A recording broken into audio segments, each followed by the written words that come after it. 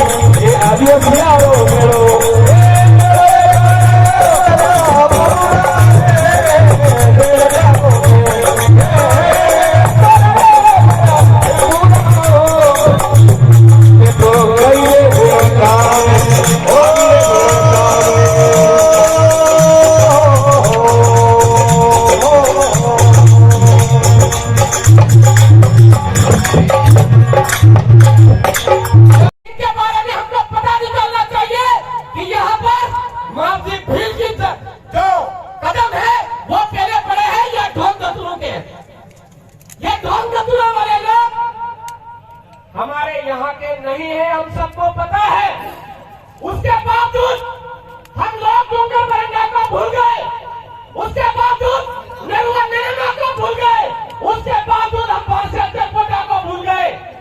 हमारे बाप दादाओं ने हमको अधिकार दिया है संवैधानिक लड़ाई लड़ने का, लेकिन अगर संवैधानिक लड़ाई नहीं मानता है तो हमारे डूंगर बरंडा के हथियारों को भी गोल टारगेट करके रखने की जरूरत है, हमको समझने की जरूरत है। नरुआ नैना के हथियारों को गोल टारगेट करके रखने की जरूरत है, बेड़का की जमीन अपने आप खाली मिलेगी। पार्षद चरपोटा के हथियारों को अभी गोल घेरा बना करके रखने की जरूरत है। आज नरुआ नैना के वंशज है, उन सबको समझने की जरूरत है कि नरुआ नैना के हथियारों के वंशज कितने लोग हैं, उनको गोल घेरा बना करके रखो। हमारे पूर्वों की जमीन है, संवैधानिक हक अधिकार हमारे बोल रहे हैं। रामकृपाल भगत बनाम बिहार का जो जजमेंट है 2011 का जजमेंट, वो आज भी बोल रहा है कि इस एरिया के अंदर अनुसूचित क्षेत्र के अंदर 1 इंच भी जमीन न केंद्र सरकार की है न राज्य सरकार की है। उसके बावजूद कलेक्टर सिविल एरिया का कानून हमारे ऊपर थोप रहा है। शेड्यूल एरिया का कानून बोलता है कि बिना कलेक्टर की पूर्व मंजूरी के कोई भी जमीन इधर उधर नहीं हो सकती है। उसके बावजूद ये ढोंग धतूरे आ कहां से रहे हैं? आर्टिकल 19(6) का उल्लंघन करके आ रहे हैं। ये कलेक्टर को पोथी पालने उठा करके देख लेने की जरूरत है। और ऐसे कलेक्टर जो हमारे यहाँ पर पॉलिटिकल एजेंट बन करके आज काम कर रहे हैं, उन पॉलिटिकल एजेंटों को समझने की जरूरत है। मेरे साथियों, हमने मुगलों से भी कभी हार नहीं मानी थी, अंग्रेजों से कभी हार नहीं मानी थी, और जो हमको गुलाम बना रही है उसके खिलाफ हम जंग क्यों नहीं छेड़ रहे? दो व्यवस्थाएं, एक फूल की व्यवस्था, एक हाथ की व्यवस्था, वो भी उसी समय जो हमारे बाप दादाओं से लड़ने वाले लोग थे उन्हीं वंशजों के द्वारा बनाई हुई पार्टियां है। मेरे साथ को समझने की जरूरत है। इस शेड्यूल एरिया से, इस भारत देश से वही जो किराएदार है उनको वापस यहाँ से राजी खुशी रवाना करना है। तो हमारे बाप दादाओं ने हमको हक अधिकार दिया है, वोट का अधिकार। उस वोट के अधिकार के जरिए हमारे एरिया से वो 2 व्यवस्थाओं का सूखड़ा साफ करने की जरूरत है। पूर्व वक्ता बोल चुके हैं, उसके बावजूद हमारे बहुत सारे और क्रांतिवादी रोध का उद्बोधन होना बाकी है। मेरा क्रांतिकारी जय भीम, जय जोहार, जय संविधान। साथियों, आज इस मंच के माध्यम से मुझे आपके सामने अपने कुछ विचार रखने का जो ये मौका मिला है, उसमें मैं आपको एक चीज ये कहना चाहती हूँ कि समस्त SC, ST, OBC माइनॉरिटी को एक होने का समय आ गया है। आगामी 2023 जिसमें लगभग हमारे पास 1 साल पड़ा है, चुनावी दौर शुरू हो गया है और जितने भी बहुजनों के संगठन हैं, जितनी भी राजनीतिक पार्टियां हैं, उनको एक प्लेटफॉर्म पे आ जाना चाहिए और अपनी एकता का परिचय देना चाहिए। बाबा साहेब ने हमें 3 मूल मंत्र दिए।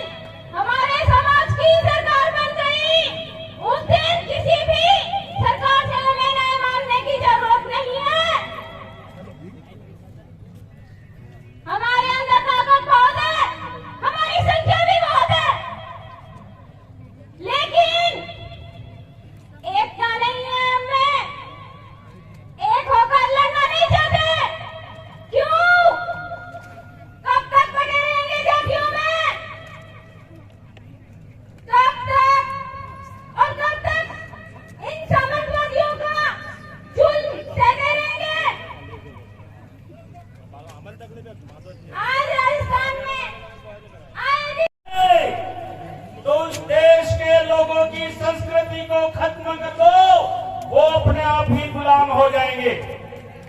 ये इस देश के आदिवासियों के साथ हुआ है।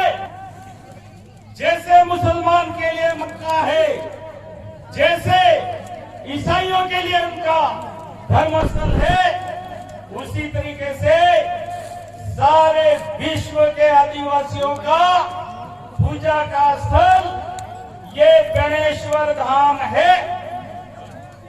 और इस धरती के 75% भाग का मालिक राजा बलि था। और ये किसी शास्त्र में लिखा हुआ नहीं है, ये आदिवासी भजन गाते हैं।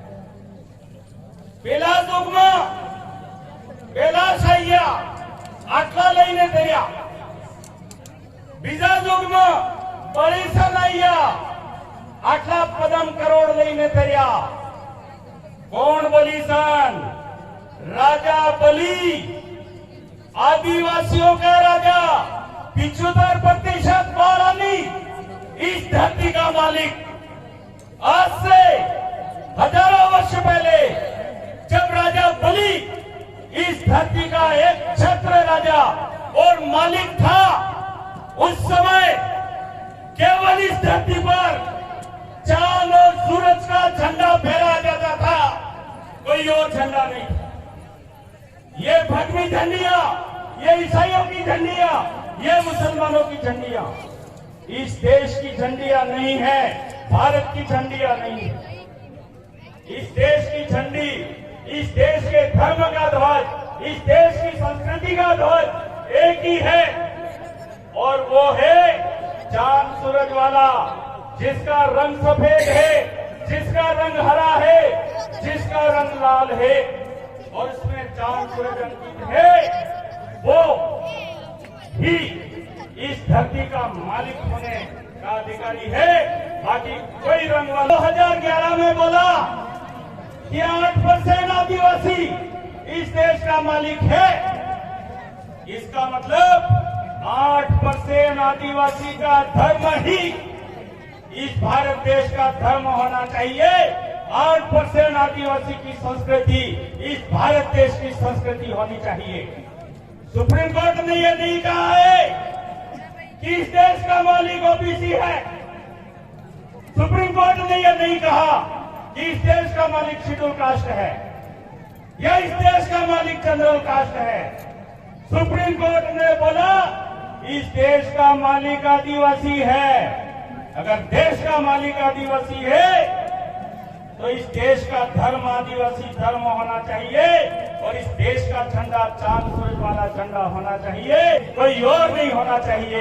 इस मंच से मैं ये आह्वान करना चाहता हूँ।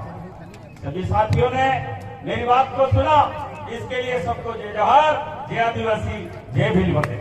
राजस्थान और महाराष्ट्र अर्थात पूरे भील बंदेल से जो आदिवासी यहाँ पे उमड़ के आया है, उनको भी हम लोग जय आदिवासी बोलते हैं। और हमारे बीच में कुछ अन्य समाज के लोग, जो आपका एससी समुदाय है, जो ओबीसी समुदाय है, जो आपका माइनॉरिटी समुदाय भी यहाँ पे आया हुआ है, उनको भी हम लोग जय जोहार, जय आदिवासी, जय भीम बोलते हैं, जय संविधान बोलते हैं। साथियों, यहाँ का जो कार्यक्रम है, यह कार्यक्रम मात्र बेड़का की जमीन के लिए नहीं है। थोड़ा सा आपको मैं ध्यान आकर्षित करना चाहूंगा। जो आपको पर्चा दिया गया था, उस पर्चे के अंदर 2-4 मुद्दे थे, और हम लोग प्राय देखते आते हैं 5वीं अनुसूची के अंतर्गत पैसा एक्ट का प्रावधान रखा है, और उस पैसा एक्ट में हमारी रूढ़िगत ग्राम सभा का भी प्रावधान रखा है। जब हमारे गांव में पहले हमारे जो न्याय करते थे, कानून करते थे, तब पुलिस वाले हमारे गांव में नहीं आया करते थे, गांव का कमेटी न्याय करता था। आज वो परंपरा कहीं न कहीं पुलिस प्रशासन ने, राज्य सरकार ने और केंद्र सरकार ने खत्म कर दिया है। तो हम लोगों ने भी एक प्रण लिया है कि ये जो बेड़का है, इसके ऊपर आदिवासी धर्म परंपरा तो विकसित करनी ही करनी है, लेकिन यहाँ पे ट्राइबल ट्रेडिशनल कोड का भी यहाँ पे हमको निर्माण करना है। होकर वो है डूंगरपुर, बांसवाड़ा, प्रतापगढ़, उदयपुर मध्य प्रदेश का, आपका रतलाम, झाबुआ, अलीराजपुर आपका गुजरात का, दाहोद, पंचमढ़, अलवरी और इसका आसपास का इलाका जहाँ पे हर रोज छोटे छोटे कादिरे होते हैं। अगर वहाँ से आपको निपटारा नहीं मिलता है तो हम लोगों ने इसी जमीन पे आदिवासी हाई कोर्ट बनाने का फैसला लिया है।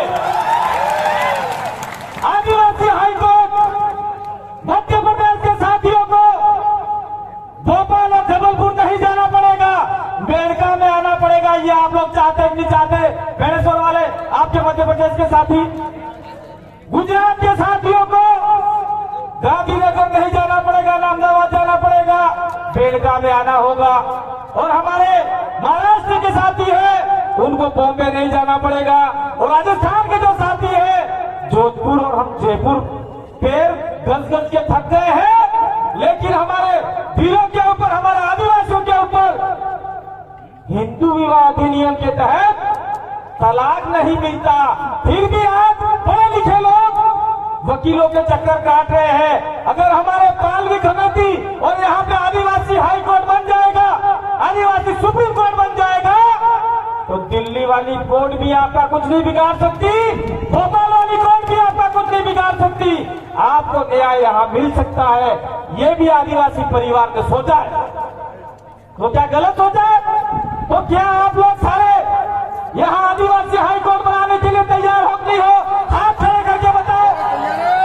पत्रकार कोई आया हो, जरा हाथ खड़े हैं वो खींच के फोटो कॉल दे देना अखबार में। और पुलिस वाले भाई भी, आपकी जाति यहाँ पे नहीं चलेगी। Indian penal code, IPC, CrPC आपका जो हमारा 1860 है वो सीधे तरीके से आदिवासियों पे लागू नहीं होता। राम प्रसाद जी ने भी विधानसभा में मुद्दा उठाया है, राजकुमार जी ने भी उठाया है, वहां से लिख के आ गया है। नहीं, वहां तो आदिवासियों का कानून चलता है। तो कहाँ चल रहा है आदिवासियों का कानून? आदिवासी पूछना चाहता है, किसको पूछना चाहता है? बांसवाड़ा के कलेक्टर को पूछना चाहता है, डूंगरपुर के कलेक्टर को पूछना चाहता है, प्रतापगढ़ के कलेक्टर को पूछना चाहता है और उदयपुर सिरोही के कलेक्टर को पूछना चाहता है। भाई मुझे 10 मिनट दिए, आप लोग खड़े मत होइए। 10 मिनट दिए,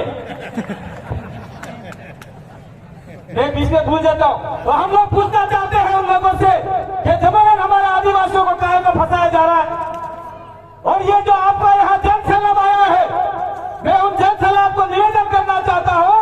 मध्य प्रदेश के हमारे साथी लोग आए हैं जिसकी बात भवन जी बताएंगे, लेकिन मैं भी थोड़ा सा बताना चाहता हूँ कि उस इलाके में पटेलिया, बिलाला, चारेल, बारेला, राठवा, ये लड़ाई वहां नहीं लड़नी है। हम लोग आदिवासी हैं, इसकी लड़ाई आपको लड़नी है। ये आप लोग छोड़ दीजिएगा, आज से छोड़ दीजिए, आपको छोड़ देना होगा। हमें पूरे देश के आदिवासियों को एक करना है। ये मात्र भीड़ों का मामला नहीं है। हम चाहते हैं सत्ताव गौड़ उड़ाव हो, जितने भी हमारे आदिवासी हैं वो एक जाजम पर आए। और आने वाले समय में जिस प्रकार से हमने बेड़ेश्वर पे इस प्रकार का जो लाखों की संख्या में, हजारों की संख्या में आज का सम्मेलन किया है, मध्य प्रदेश के साथियों को मैं हाथ जोड़ के निवेदन करना चाहता हूं कि आने वाले समय में उज्जैन के महाकालेश्वर, गर्द भील की धरती पे भी हमको ऐसा सम्मेलन करना होगा। मैं एक और निवेदन करना चाहता हूं, नाथू भील की धरती, ओमकारेश्वर पे भी आदिवासियों का सम्मेलन होना चाहिए। तो क्या यहाँ से लोग वहां जाने के लिए तैयार हो आप लोग? ये मध्य प्रदेश के सारे साथी रहे हैं।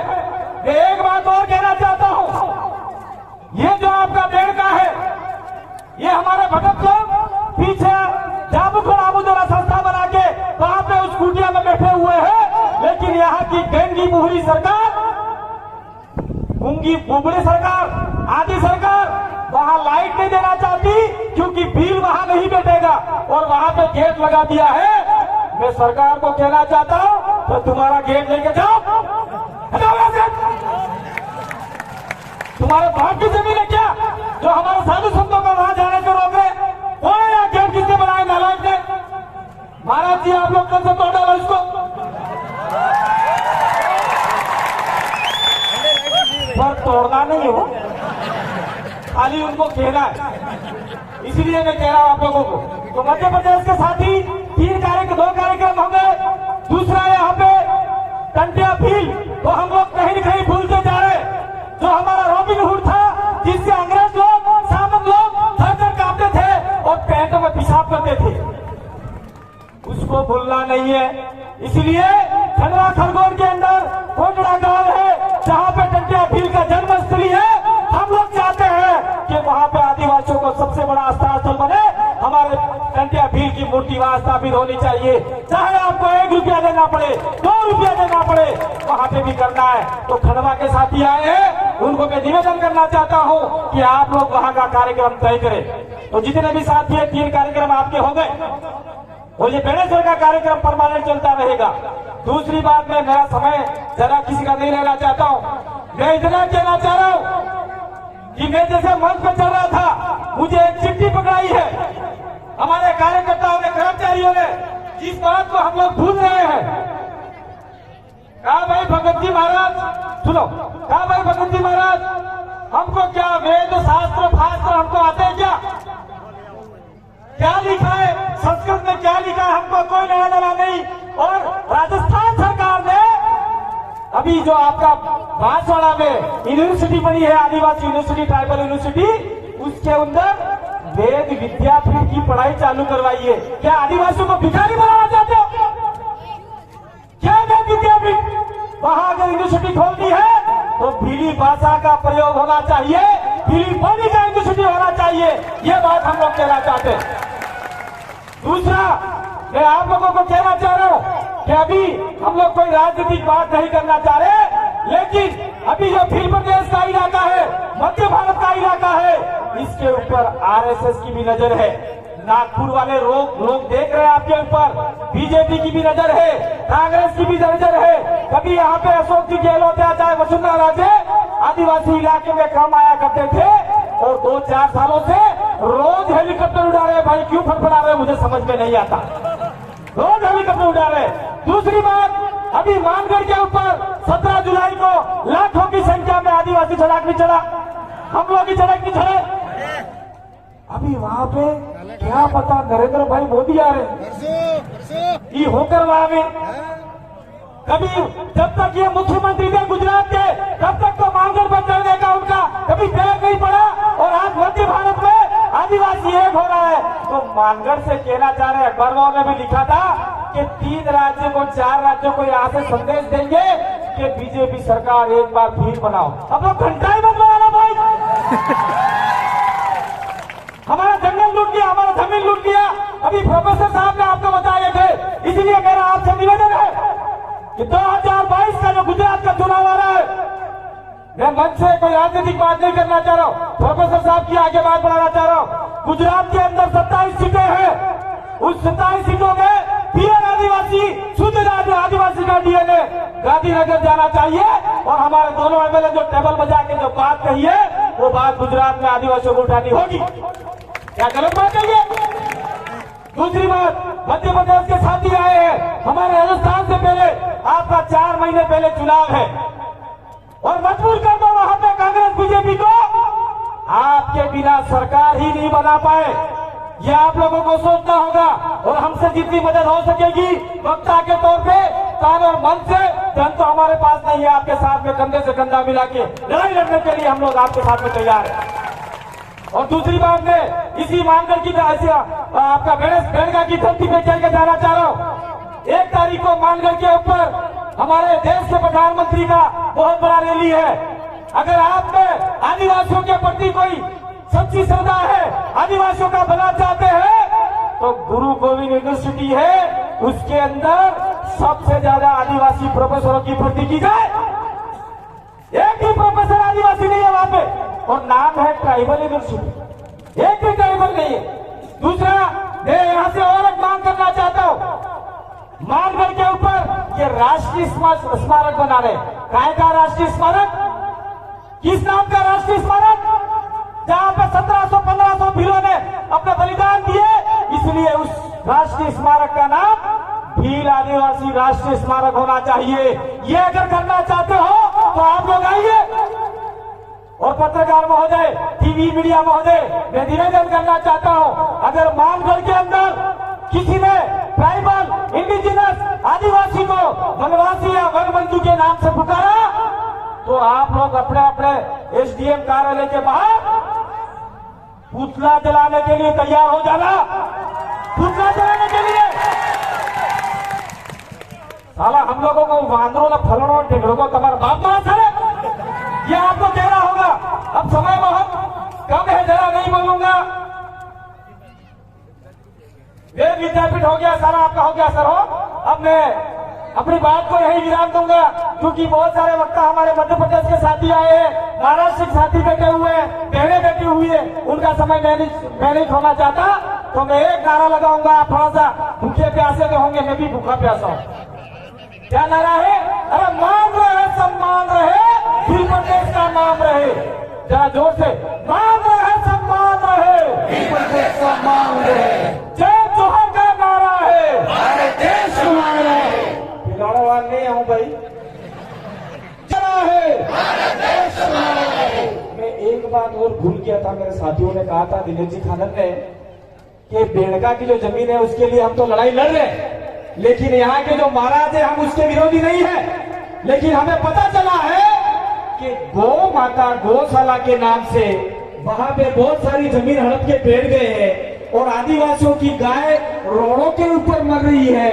तो भाई काहे की गौशाला कब्जा करो उस जमीन के ऊपर, कोई गौशाला नहीं चाहिए, आप लोगों को कब्जा करना होगा। इसलिए कल से कब्जा मत करना, हम लोग अंतिम फैसला देंगे तो ही करना। बहुत बहुत धन्यवाद, आभार, जोहार, जय आदिवासी, जय भील प्रदेश। बहुत बहुत धन्यवाद दादा। महाराज की सरजमी को बहुत बहुत नमन करता हूं, हमारे पूर्व के क्षत्रियों को नमन करता हूं।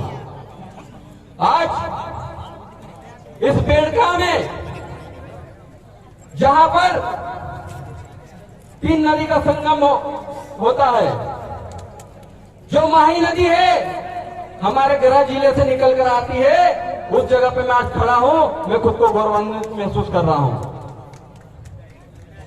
जो सोम नदी है, जो बिछा मेड़ा भील की पहाड़ी से निकलती है और बेड़का में आकर मिलती है, जो जाखम नदी है वो बेड़का में आकर मिलती है। ये 3 नदियों का संगम, ये आदिवासियों की त्रिवेणी है, इसे आदिवासियों की गंगा नहीं कहा जाना चाहिए, क्योंकि माही नदी का संगम है, सोम नदी का संगम है, जाखम नदी का संगम है, तो उसको उसी के नाम से पुकारा जाना चाहिए, ना कि आदिवासियों की गंगा कहा जाना चाहिए, क्योंकि उनकी गंगा तो उत्तर प्रदेश में वहां पे है। हम लोग जयेश और पूरी टीम, हम आदिवासी परिवार के साथ हमेशा साथ हैं और हक की लड़ाई में साथ रहेंगे। आज हम उस सरजमी पर खड़े हैं जिस सरजमी के लोगों ने ईस्ट इंडिया कंपनी के सबसे बड़े अधिकारी जब पहली बार इंडिया में घुसे थे तो सबसे पहला तीर माथे पे मारा था और मार दिया था, उस सरजमी पे खड़े हैं, इसलिए हमको बहुत गर्व महसूस होता है। ये जो सम्मेलन है, इस राष्ट्रीय सम्मेलन में सभी प्रदेशों के लोग पधारे हैं। हम लोग एकता की बात करते हैं, हम लोग एकता के सूत्र में रहकर इस सम्मेलन का आयोजन किए हैं। आयोजनकर्ता को बहुत बहुत बधाई।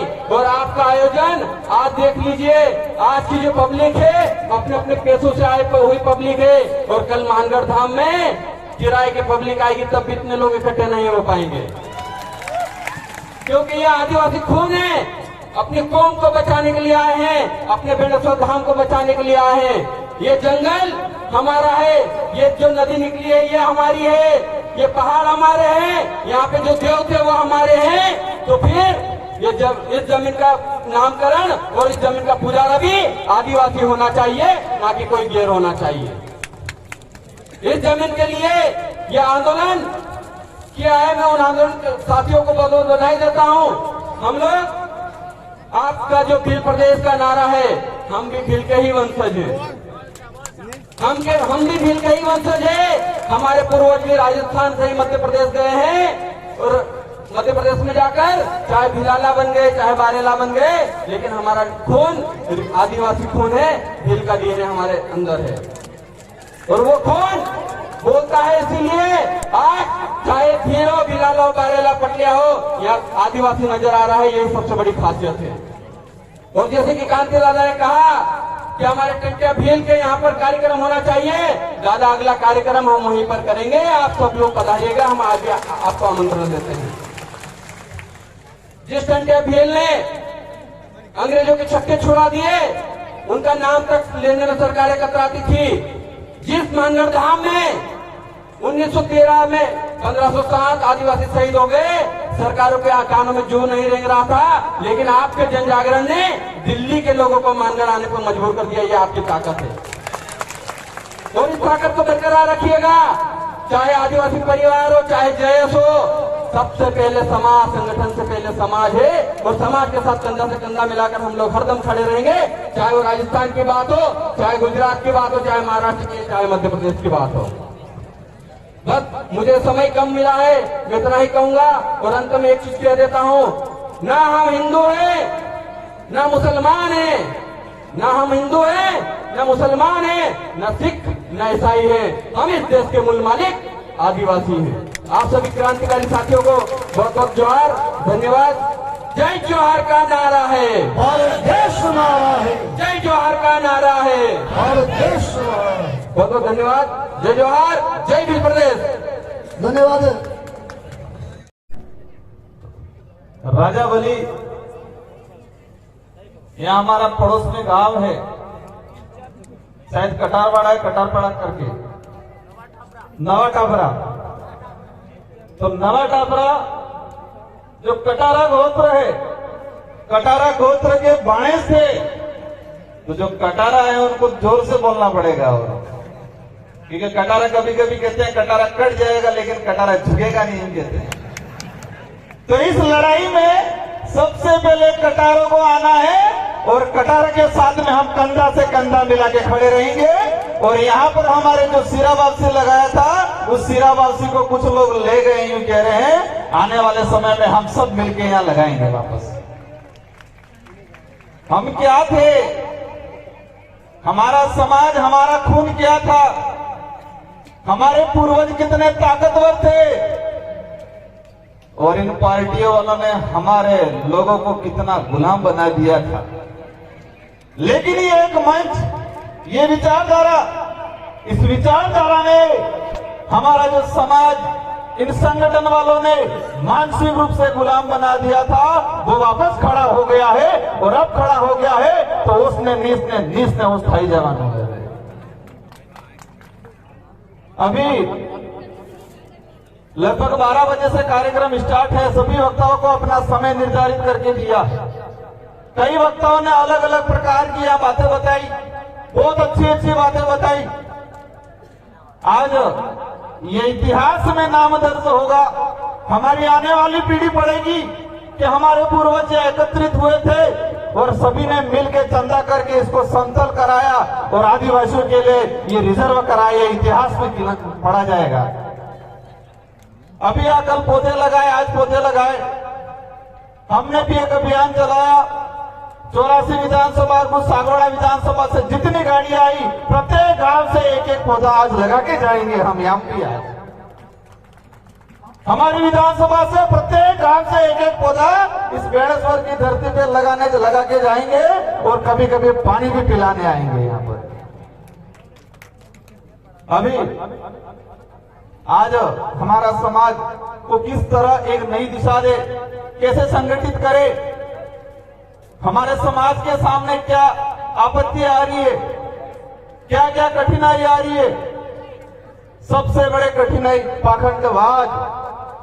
पाखंडवाद को लेके हमारे कई वक्ताओं ने अपनी बात रखी। मैं एक छोटी सी बात कहूंगा, एक कहानी के माध्यम से इसको समझाना चाहूंगा। इसको आपको गौर से सुनना है। एक गुजरात के दो बाबे थे और वो गुजरात के दो बाबे यूपी में एक संध्याकालीन पाठ पूजन करने गए थे। गुजरात के बोधो मत समझना जाना। हाँ, गुजरात के दो बाबे थे, यूपी में पाठ पूजन करने गए और गुजरात से ट्रेन में गए। यूपी में वहां एक जिला था, वहां उतर के गांव में गए और उनको रास्ता नहीं पता था कि वो पाठ पूजन करने जा रहे हैं। उस जगह का नाम तो पता था लेकिन रास्ता नहीं पता था। और रास्ते में एक छोटा सा बच्चा मिल गया और इस बच्चों को उन बाबू ने पूछा कि बेटा उस फलानी जगह जाने के लिए कौन सा रास्ता है। तो उस बच्चे ने कहा बाबा उधर से इधर जाना, उधर से उधर जाना, आगे से दाएं मुड़ जाना। तो बाबा बोला मेरे को समझ में नहीं आया। तो बच्चे ने कहा फिर कहा इधर से उधर मुड़ जाना, उधर से उधर जाना। तो बाबा ने कहा बच्चा मेरे को इस रास्ता दिखा दे। उस बाबा ने उस बच्चे से क्या कहा कि बेटा मुझे रास्ता दिखा दे वहां जाने का। तो बेटा वो बच्चा उस बाबा को पकड़ के लेके चलने लगा और उस बच्चे ने पूछा बाबा को कि बाबा कहाँ से हो। उसने कहा गुजरात से हूँ, यहाँ क्या करने आए हो। तो संध्याकालीन शाम को पाठ पूजन करूंगा। तो बच्चे ने पूछा उस पाठ पूजन में क्या करोगे। तो उन्होंने कहा मैं वहां लोग आएंगे और उन लोगों को मैं स्वर्ग का रास्ता बताऊंगा। तो बच्चा जोर जोर से हंसने लगा और फिर कहने लगा जिस बाबा को खुद का रास्ता नहीं पता है वो खाक स्वर्ग का रास्ता बताएगा। जिस बाबा को खुद का रास्ता नहीं पता है वो खाक स्वर्ग का रास्ता बताएगा। एक छोटे से बच्चे को ये बात समझ में आई और हमारे लोग चिल्ला चिल्ला के कह रहे अभी तक किसको समझ में नहीं आ रहा ये पाखंडवाद क्या चीज है। मतलब एक बच्चे को समझ में आ गया कि जिस बाबा को खुद का रास्ता नहीं पता है वो खाक स्वर्ग का रास्ता बताएगा। मां तरफ से કેટલો બસ કામ થઈ ગયું લાગે। आज हमारा समाज कई बातों को लेके देश के अंदर जो स्थिति बन रही है आदिवासी समाज को लेके पूरे देश में, हम पूर्वी भारत में जाते हैं, इधर दक्षिणी भारत में जाते हैं, सब जगह आदिवासी समाज के साथ अन्याय हो रहा है। सभी राज्यों के अंदर आदिवासी समाज के रिजर्वेशन के साथ अन्याय हो रहा है। कहीं भी आदिवासी समाज के नाम से संगठन बनता है, आदिवासी की एकता की बात करता है, आदिवासियों के लिए लड़ता है, तो ये लोग क्या कहते नक्सलवाद हो। आदिवासी की एकता की बात करते ही नक्सलवाद का आरोप लगाते। अभी मैंने 1 तारीख को वो आ रहे हैं, वो बाबे, 2 बाबे नहीं दूसरे वाले बाबे आ रहे हैं। और आज के बाद से पूरे बिल प्रदेश के अंदर, मध्य प्रदेश, तत्कालीन वर्तमान का मध्य प्रदेश, गुजरात, महाराष्ट्र, राजस्थान के अंदर हमें एक अभियान चलाना है। अगर किसी ने भी नक्सलवाद या वनवासी बोला तो उस पर एट्रोसिटी का मुकदमा दर्ज करवाएंगे और हम विधानसभा में भी एट्रोसिटी के अंदर यह प्रावधान करवाने की कोशिश करेंगे कि आदिवासियों को नक्सली बोला या वनवासी बोला तो उस पर एट्रोसिटी का मुकदमा दर्ज हो। और देशद्रोही तो बोला तो भी इस पे मुकदमा दर्ज हो। सारे देश को भेज दिया और कहते हैं देशभक्त हैं। उन लोगों ने पूरे देश को भेज दिया और कह रहे हैं कि हम देशभक्त हैं। और देशभक्त देश के मालिक तो यहाँ बैठे हैं। आज देश के अंदर आज ये इतने सारे लोग आए, हम खुशी हुई। हमारे आसपुर के साथी आए, जानकारी मिली कि यहाँ गौशाला के लिए बेड़का की जमीन को रिजर्व कर दिया। गोपिये के राज में तो गौ तो रोड पे घूम रही है भाई, रोड पे मर रही है हमारी गाय। और ये गाय के नाम से जमीन को रिजर्व कर रहे हैं और आदिवासियों को उजाड़ने का काम कर रहे हैं। आज रिजर्वेशन को लेके मैं बता रहा था कि इतने सारे हमारे पब्लिक आए, हमारे आदिवासी भाई आए, मध्य प्रदेश से आए, गुजरात से आए, ये हमारी ताकत है।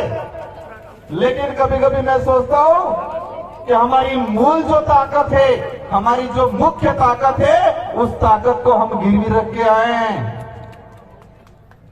हमारी जो मूल ताकत है, इस लोकतंत्र की मूल ताकत है, उसको हम हर 5 साल के अंदर गिरवी रख लेते। रखा कि नहीं रखा? मूल ताकत क्या है? हमारा मत है, वो मूल ताकत है। और हमारे मत के माध्यम से हमारी बात विधानसभा लोकसभा में जाती है और उस ताकत को हम लोकसभा और विधानसभा वोट आता है उस समय हम गिरवी रख देते हैं। वो हमारी मूल ताकत है। लेकिन ये विचारधारा आने वाले समय में पूरे बिल प्रदेश के अंदर इस देश का सच्चा लोकतंत्र क्या है, वो लोकतंत्र स्थापित करने का काम करेगा। हमें पब्लिक को समझाना है इस संविधान के अंदर जो टिकट और पार्टी का कोई हवाला नहीं है, उस संविधान के अंदर मत का हवाला है और वोट है वो महत्वपूर्ण है। और उस ताकत को हमें आजमाना है आने वाले समय में। तो हमें आज 2 विधायक आपने निकाले, आने वाले समय में आपके और कागजात सही का तो मजा आएगा। तो हमारी जो मूल ताकत है, हमारे पूर्वजों ने उसको हर 5 साल के अंदर गिरवी रखा। आसपुरवाड़ा ने भी 2018 में रख दिया है, 2023 में बारी आ रही है, उधर बांसवाड़ा वाला ने भी रख दिया है। तेरे पूर्व अगला समय तक इसी मिल्यू है गन्ने, अगला समय तक हमारे से वोट लाने 2 रुपयों किलो है, एना समय आ गयो है। और ब्याज सहित चक्रवर्ती ब्याज सहित है तो पासुली वो रिटर्न है, लेना है कि नहीं लेना है? क्योंकि हमारा लोकतंत्र के अंदर प्रावधान है, पब्लिक का राज, जनता का राज। तो सारी जनता नहीं जा सकती है, लेकिन जनता द्वारा चुना हुआ एक जनप्रतिनिधि विधानसभा और लोकसभा में जाएगा।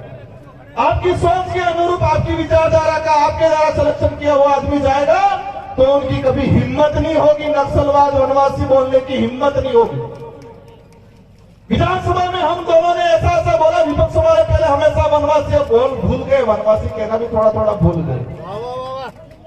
जनजाति से वनवासी से अभी जनजाति पे आ गए हैं, और आप चिंता मत करो, आने वाले समय में जनजाति से आदिवासी पर भी आ जाएंगे। आज हमारे पूर्व वक्ता साहब संचालक महोदय पीछे खड़े हो गए हैं, लेकिन मैं आप सबको एक बात कहना चाहूंगा। आज जिन वक्ताओं ने जो बात बोली है, यहाँ पर सिर्फ तालियां बजा के और यहाँ पर हमें सीना चौड़ा करके इतना ही करके भूलना नहीं है, ये बात गांठ बांध लेनी है और समय समय पे उसका मुकाबला करना है। गांठ बांध के घर पे ले जाना है, घर पे ले जाके गांव में बताना है, और पूरे आदिवासी समाज को, और आने वाले समय में देश लेवल पे पूरे एससी समाज को, ओबीसी समाज को, तीनों जो पिछड़ा दलित है, हमारे दलित भाई भी आवाज उठाते। मैं दिल्ली गया था, जेएनयू के अंदर आवाज उठाते, उनको मायावादी का दर्जा दे दिया जाता है, उन पर भी आरोप लगाया जाता है। ये देश की लड़ाई है, हम सब की लड़ाई है, हम सबको मिलकर लड़ना है, और आने वाले समय में बताएंगे कि यह कालिया जागी गया है वे, और वे तुम्हारे बहकामा में नया बना है। आने वाली पीढ़ी को हमें अच्छी शिक्षा देनी है, और शिक्षा के माध्यम से हम लोग अच्छे जनप्रतिनिधि, अच्छे अधिकारी, अच्छे प्रेस वाले भी, अच्छे पुलिस में भी हर जगह अच्छे लोग भेजेंगे, और आदिवासी समाज के अस्तित्व को, आदिवासी समाज के रिजर्वेशन को, संस्कृति को बचाने का काम करेंगे। डेढ़ के जो डिमांड है जमीन का, सरकारें कह देती है आदिवासी महाकुंभ, लेकिन उन सरकारों को शर्मा नीजिए, उन्होंने आदिवासियों के नाम से यहाँ पर कुछ नहीं किया आज तक। कई बड़े बड़े नेता आए, आदिवासियों को सिर्फ भीड़ तंत्र बना के रखा, लेकिन उनको भी एहसास कराना है कि यह खजूरम मंबरी पुटलिन बेसावाद ने रिचावे कालिया जागी किया है, और तमन समय आवे तो तुम्हारे रोकवानो काम करेंगे। आप सभी को खूब खूब जोहार। आप सबने यहाँ पर जो आए, शांतिपूर्वक तरीके से अपने घर पे जाना है, और इस बात को, इन बातों को गांव गांव, ढाणी ढाणी तक, परिवार परिवार तक प्रसारित करना है। एक तीर एक कमान, आदिवासी एक समान, एक तीर एक कमान, आदिवासी एक समान, जय जोहार का नारा है, भारत देश हमारा है, अभी तो ये लड़ाई है, आप सबको धन्यवाद। जय जोहार, जय भारत, जय संविधान, जय बिल प्रदेश। बहुत बहुत धन्यवाद। जय जोहार भाइयों। मैं चाहूंगा कि जो इधर पेशाब पानी के लिए गए हैं वे एक बार वापस आ जाए। हमारे बाद में हमारी 2-3 बहनें रह गई हैं, एक छोटी सी गुड़िया महिषागर से, उसका गाना भी बाकी है, और इन भक्तों का एक भजन भी सुनना है। एक बार पुनः कह रहा हूं मैं, आपको आदिवासी परिवार की कसम है, पुनः बैठिए, जहां तक मेरी आवाज जा रही है, आदिवासी परिवार के बच्चे जल्दी से जल्दी पंडाल में वापस आ जाए। जो खड़े हैं एक बार पुनः बैठ जाइए मेरे भाइयों। ये गेट वाले बैठ जाइए, बैठ जाइए मेरे भाइयों, आ जाइए। पेशाब जल्दी हो गई हो तो इतनी देर नहीं लगती है। अभी हमारी बहुत सारी बहनें बैठी हैं, उनको बुलवाना है मुझे। आज की तारीख में मैं नहीं बोल पाया तो चलेगा, लेकिन जो लोग यहाँ पर आए हैं समाज के नाम से, उनको बुलवाना जरूरी है। हम लोग तो बार बार बोलते रहते हैं, और एक कारवा आज आप सब लोगों ने मिलकर के खड़ा किया है। यहाँ पर हम लोगों को न्याय बैठक कायम करनी है। पूरे देश के आदिवासियों का हाई कोर्ट, सुप्रीम कोर्ट यहाँ बनाना है हम लोगों को, इसलिए आपको यहाँ पर बैठना होगा मेरे भाइयों। दोस्तों,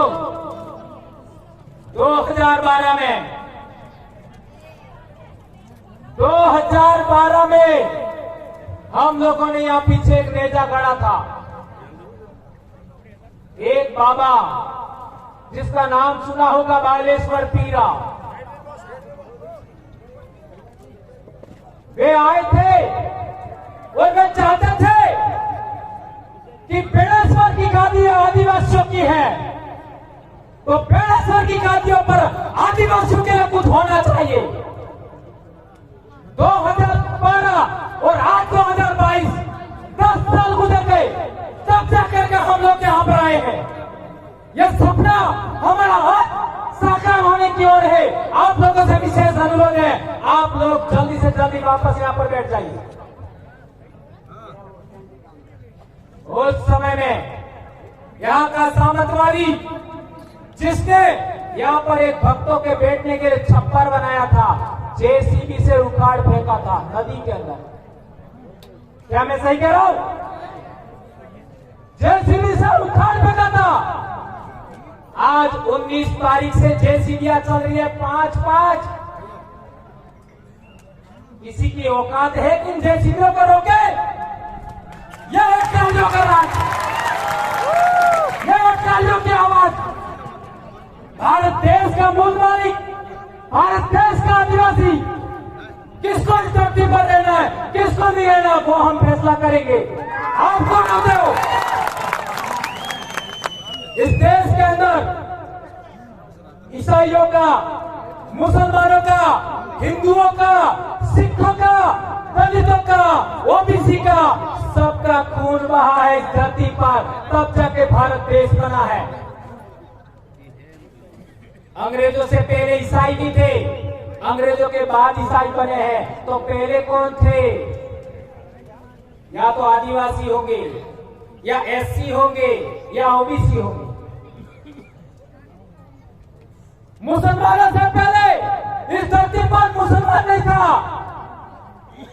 उससे पहले यहाँ रहने वाले लोग जो आज की तारीख में मुसलमान है, वे भी एससी होंगे, ओबीसी होंगे। वे हमारे अपने भाई है। 2002 के अंदर गुजरात के अंदर दंगा हुआ। उस दंगे के दौरान कई मुसलमानों को मारा गया और हम आदिवासियों का इस्तेमाल हुआ, हम एससीओ का इस्तेमाल हुआ, हम ओबीसीओ का इस्तेमाल हुआ। इसी बात से हमने प्रेरणा लिया कि आपका भील प्रदेश के अंदर धर्म के नाम पर दंगा नहीं होना चाहिए। और हम लोग 2008 से प्रयास कर रहे हैं और आज तक डूंगरपुर जिले के अंदर दंगा नहीं हुआ। यह हम लोगों का एक बड़ा अचीवमेंट है मेरे भाई। आज के बाद धर्म के नाम पर, राजनीति के नाम पर, संगठन के नाम पर हम लोगों को किसी को थप्पड़ नहीं मारनी है। ये प्रण लेके जाइए। इस बेड़का की धरती से आप लोगों को आदिवासी परिवार का कसम है और इस काबरे की भी सौगंध है, सौगंध है आपको। आज के बाद आप लोग जाति के नाम पर, धर्म के नाम पर, संगठन के नाम पर, पार्टी के नाम पर किसी को अंगुली नहीं अड़ाएंगे, किसी को थप्पड़ नहीं मारेंगे, किसी को मुक्का नहीं मारेंगे। खून बहाना तो दूर की बात है। ऐसा मैं क्यों कह रहा हूं? हमारे पूर्वज राजा थे, हमारे पूर्वजों ने शरण दिया। डूंगरपुर का दरबार पाल सुराता के अंदर शरण लिया 1812 में। ये पाल लेम्बरवाड़ा के हमारे गमेती भी बैठे। पाल सुराता धूणी के महंत, वो भी हमारे यहां बैठे हुए हैं। उनको भी बोलने का समय देना है। तो मैं कहना चाहता हूं, 1812 के अंदर डूंगरपुर का दरबार हमारे पाल सुराता में शरण के लिए आया था। तो बड़ा वे थे कि हम थे, ये बात समझना है। 1818 में अंग्रेजों से इन लोगों ने समझौता किया, आदिवासियों ने समझौता नहीं किया। 1825 के अंदर आदिवासियों का पहला आंदोलन हुआ। उसके बाद 1860 के आसपास इस बेड़का के लिए डूंगरपुर दरबार और बांसवाड़ा दरबार के बीच में झगड़ा हुआ। उसके लिए हम आदिवासियों ने त्याग बलिदान दिया। लालू डामोर, मिठिया डामोर, पाल मंडल के लोगों ने, इन लोगों का खाना आ रहा था, उसको इन लोगों ने रोक करके संदेश दिया कि तुम लोग काहे को झगड़ रहे हो, बेड़का तो हमारा है। आज तक वो गीत चल रहा है, धरती राणोला को। किसने गाया वो गीत? मेरी उम्र के सभी ने गाया होगा, धरती राणोला को। देश आजाद होने से पहले, अंग्रेजी राज कायम होने के बाद आदिवासियों ने पहली बार बेड़का की लड़ाई लड़ने के लिए एक घटना में उदाहरण दे रहा हूं, 1860 के आसपास। तो क्या पहले समस्या नहीं थी? हकीकत में पहले समस्या नहीं थी। जो रजवाड़े थे वो भी पाल की सहमति से काम करते थे। ये मेरी मर्जी से नहीं कह रहा हूं, ये मेरी मर्जी से नहीं कह रहा हूं। ये यहां पर नेजा गाड़ा था 2012 वाला, उसका छप्पर उखाड़ के फेंक दिया। ये पाल लेमरवाड़ा के कमेटी खड़े हो जाइए, सुंदर जी परमार खड़े हो जाइए, रमेश जी रोज नहीं है अभी, विजय पाल जी और ये दोनों आदमी हमारे एडवोकेट साहब और एक कमेटी पाल लेमरवाड़ा के यहां बैठे हैं।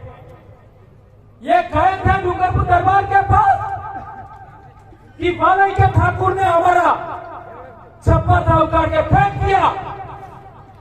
तो डूंगरपुर के दरबार महिपाल सिंह जी ने कहा, क्या कहा? मारो राज जातु रे जूते ठाकुर में ठकरा धाप दिए हूं। समझे? मेरा राज चला गया तो ठाकुरों का या जागीरदारों का राज अभी भी बाकी है क्या? आप लोग आदिवासी है, और जिस दिन आपने अपनी आदिवासी संस्कृति खो दी उसके बाद तुम लोग बर्बाद हो जाओगे। ये दरबार साहब ने कहा डूंगरपुर में, ये हमने कहा, इन्होंने आकर के हमको कहा, और तब से लगा करके हम लोग आदिवासी संस्कृति के लिए काम कर रहे हैं। ये बात इन भाई जागीरदार भाई, हम लोग उनको भी बुरा नहीं कहना चाहेंगे, उनको भी समझ में आया। उसके बाद कभी भी बेणेश्वर के नाम पर बालई के ठाकुर साहब ने भी हमें किसी भी तरीके से कोई नुकसान पहुंचाने की कोशिश नहीं की, कभी दबाने की कोशिश नहीं की। अभी यहाँ पर महंत हैं, उन्होंने भी कभी हमको परेशान करने का कोशिश नहीं किया, कभी गलत कहने का कोशिश नहीं किया अर्जुनानंद जी महाराज। लेकिन केवल एक राजनीति है जिसकी वजह से बेणेश्वर पर आदिवासियों का हाई कोर्ट, सुप्रीम कोर्ट बनने से रुका हुआ है। आदिवासियों का यह पूजा स्थल, प्रकृति पूजा स्थल केवल राजनीति की वजह से रुका हुआ है। वहां पर आज की तारीख में क्या चढ़ा रहे? मेंढो चढ़ा दो, और एडो सड़ाबा बल्ले लाखों रुपया, करोड़ों रुपया खर्च करे ने आदिवासी ने बेहवा बल्ले आज तक अटली जगह हामी नहीं की। माघ पूर्णिमा का मेला होता है, आदिवासी लोग सड़कों के किनारे बैठे रहते हैं। आज के बाद ऐसा नहीं होगा, नहीं होगा। हमारे लोग ठंड से नहीं मरेंगे, हमारे लोग सड़क के किनारे नहीं सोएंगे। इस धरती का मालिक आदिवासी अब इसी पंडाल के अंदर माघ पूर्णिमा को इसी तरीके बैठेगा। आप लोगों की कसम है, आदिवासी परिवार के बच्चों को एक दिन का 1 रुपया आप आज से देंगे समाज के नाम, इसी पंडाल को विकसित करने के लिए। 1 साल का 365 रुपया देना होगा आपको। यहाँ पर प्रकृति पूजा स्थल विकसित होगा। माघ पूर्णिमा के मेले के अवसर पर इसी तरीके से पंडाल लगेगा। आज पंडाल है, उससे कई गुना ज्यादा पंडाल लगेगा। आप यहाँ सोच सकते हैं या बैठेंगे, खाना खाएंगे, आराम करेंगे, आप सड़क के किनारे नहीं सोएंगे। इसके लिए आपको दिन का 1 रुपया देने के लिए तैयार होना होगा। हमारे साधु संत वाल्मीकि आश्रम के वहां वाले साधु संत, देवापुरी महाराज के साधु संत, आपका प्रकृति पूजा स्थल है वहां के साधु संत, और ये दूसरा साधु है, उन लोगों के लिए आज तक बिजली की जरूरत पूरी नहीं हुई। मेरे समाज के जनप्रतिनिधि, चाहे कांग्रेस के हो चाहे बीजेपी के हो, मेरे अपने समाज के हैं। मैं भंवरलाल परमार किसी का विरोधी नहीं हूं, किसी का विरोधी नहीं हो, न किसी समाज का विरोधी हो, न किसी धर्म का विरोधी हो, न किसी पार्टी का विरोधी हो, न किसी संगठन का विरोधी हो। मैं और मेरे पूर्वज, मेरे समाज के पूर्वज इस धरती के प्रथम वारिस हैं। आप लोग उनकी इच्छाओं, उनकी आकांक्षाओं, उनकी जरूरतों को पूरा करने के लिए काम नहीं क्यों करते हो, ये हम कहना चाहते हैं। और सभी जनप्रतिनिधि, डूंगरपुर के 4 एमएलए, बांसवाड़ा के 5 एमएलए और प्रतापगढ़ के 2 एमएलए और आपका उदयपुर के भी एमएलए, सभी एमएलए चाहे किसी भी पार्टी के हो, किसी भी दल के हो, मैं उनसे कहना चाहता हूं, आप लोग इस प्रकृति पूजा स्थल पर जो वृक्षारोपण हो रहा है उसके लिए कुछ तो आप कर ही सकते हो, या ना कहीं नहीं लेना है, चलो नहीं लेना है तो फिर करेगा कौन? या तो આપણે 2 એમએલએ અણન હોપો, 5 प्रधानी अड़न होपो, या फिर खुद करो। खुद करो, वो करोगे बोलो? क्या आप सभी समाज के लिए आर्थिक दान देने के लिए तैयार हैं? ये फोटो खींचिए, आप सब आर्थिक दान के लिए तैयार हैं। इस बेड़का को सबसे सुंदर जगह बनाना है भारत देश का, बहुत बढ़िया पार्क बनाना है, हमें प्रकृति पूजा स्थल बनाना है। यहाँ केवल पेड़ लगेंगे, कोई महल, कोई बिल्डिंग नहीं खड़ी होगी, और इसमें हम लोग बैठेंगे। आने वाले समय में पंडाल की भी जरूरत नहीं होगी, हम पेड़ के नीचे बैठेंगे और ये पेड़ रोपना चाहेंगे। मैं हमारे जनप्रतिनिधि समाज के हैं, मैं चाहता था सभी देवे, लेकिन आप ना कह रहे हो, तो हमारे जनप्रतिनिधियों से कहना चाहता हूँ, अविलंब जल्दी से जल्दी बिजली की व्यवस्था हमारे जनप्रतिनिधियों को करना होगा, और पानी के लिए मोटर अविलंब लगाइए, ये मैं मेरे जनप्रतिनिधियों को कहना चाहता हूँ। ये करना होगा ताकि पेड़ पौधों को पानी मिल सके। एक गंभीर बात, हम लोग 80% जमीन की मांग कर रहे हैं। क्यों कर रहे हैं? छोटे से छोटे समाज के लिए भी यहाँ धर्मशाला बन गई, छोटे से छोटे समाज के लिए, और हम मांग कर रहे हैं उसका कुछ नहीं। यहाँ पर एससी समाज के लोग भी आए हुए हैं। माची महाराज ने सबसे पहले किसका उद्धार किया? गंभीर बात समझिए, माची महाराज ने सबसे पहले किसका उद्धार किया? एससी समाज का। ये बहुत सारे, कम से कम 2000 एससी समाज के लोग बैठे हुए। अमेरिका को जला ही क्या? और साथियों मेरी बात 2 मिनट के लिए सुन लेना। भंवर दादा जैसा एक साधु था, और साधु जा रहा था, और सामने से एक शेर आया। तो जैसे ही शेर आया तो भंवर दादा बहुत ज्यादा डांस करने लगे, और शेर भी देख के रुक गया 2 मिनट, क्योंकि बंदा सामने मौत को देख करके भी नाच रहा है। फिर उस शेर ने पूछा कि भंवर तुमने डर नहीं लगता क्या बोल रहा है? तो भंवर जी ने कहा मैं शेरों का मांस खाता हूँ। शेर भी बड़ा अचंभित हुआ, क्या बात है कि शेर को खाने वाला मनुष्य भी पैदा हो गया। फिर उसने बताया कि ऐसी क्या चीज है तो बता।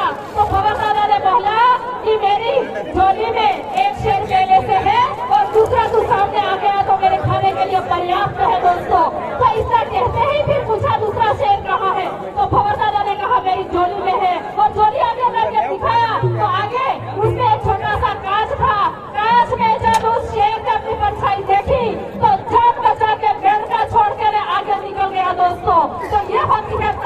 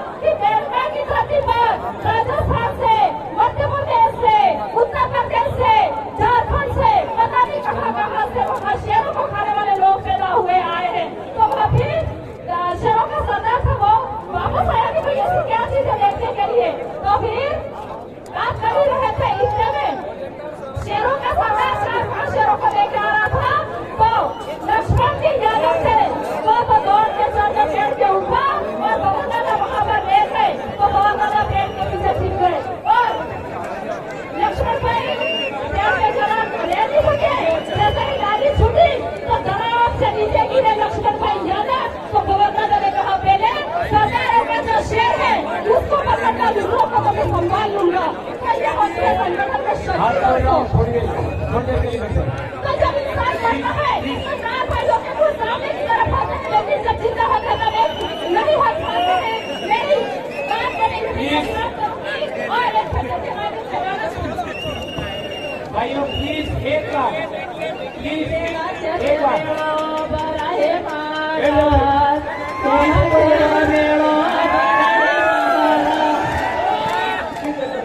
मालिक जागी जागो रे महाराज, देखो मालिक जागी जागो रे महाराज। एक बार बैठो। सोता जुगनी बारी अभी है महाराज, सोता जुगनी बारी अभी है महाराज।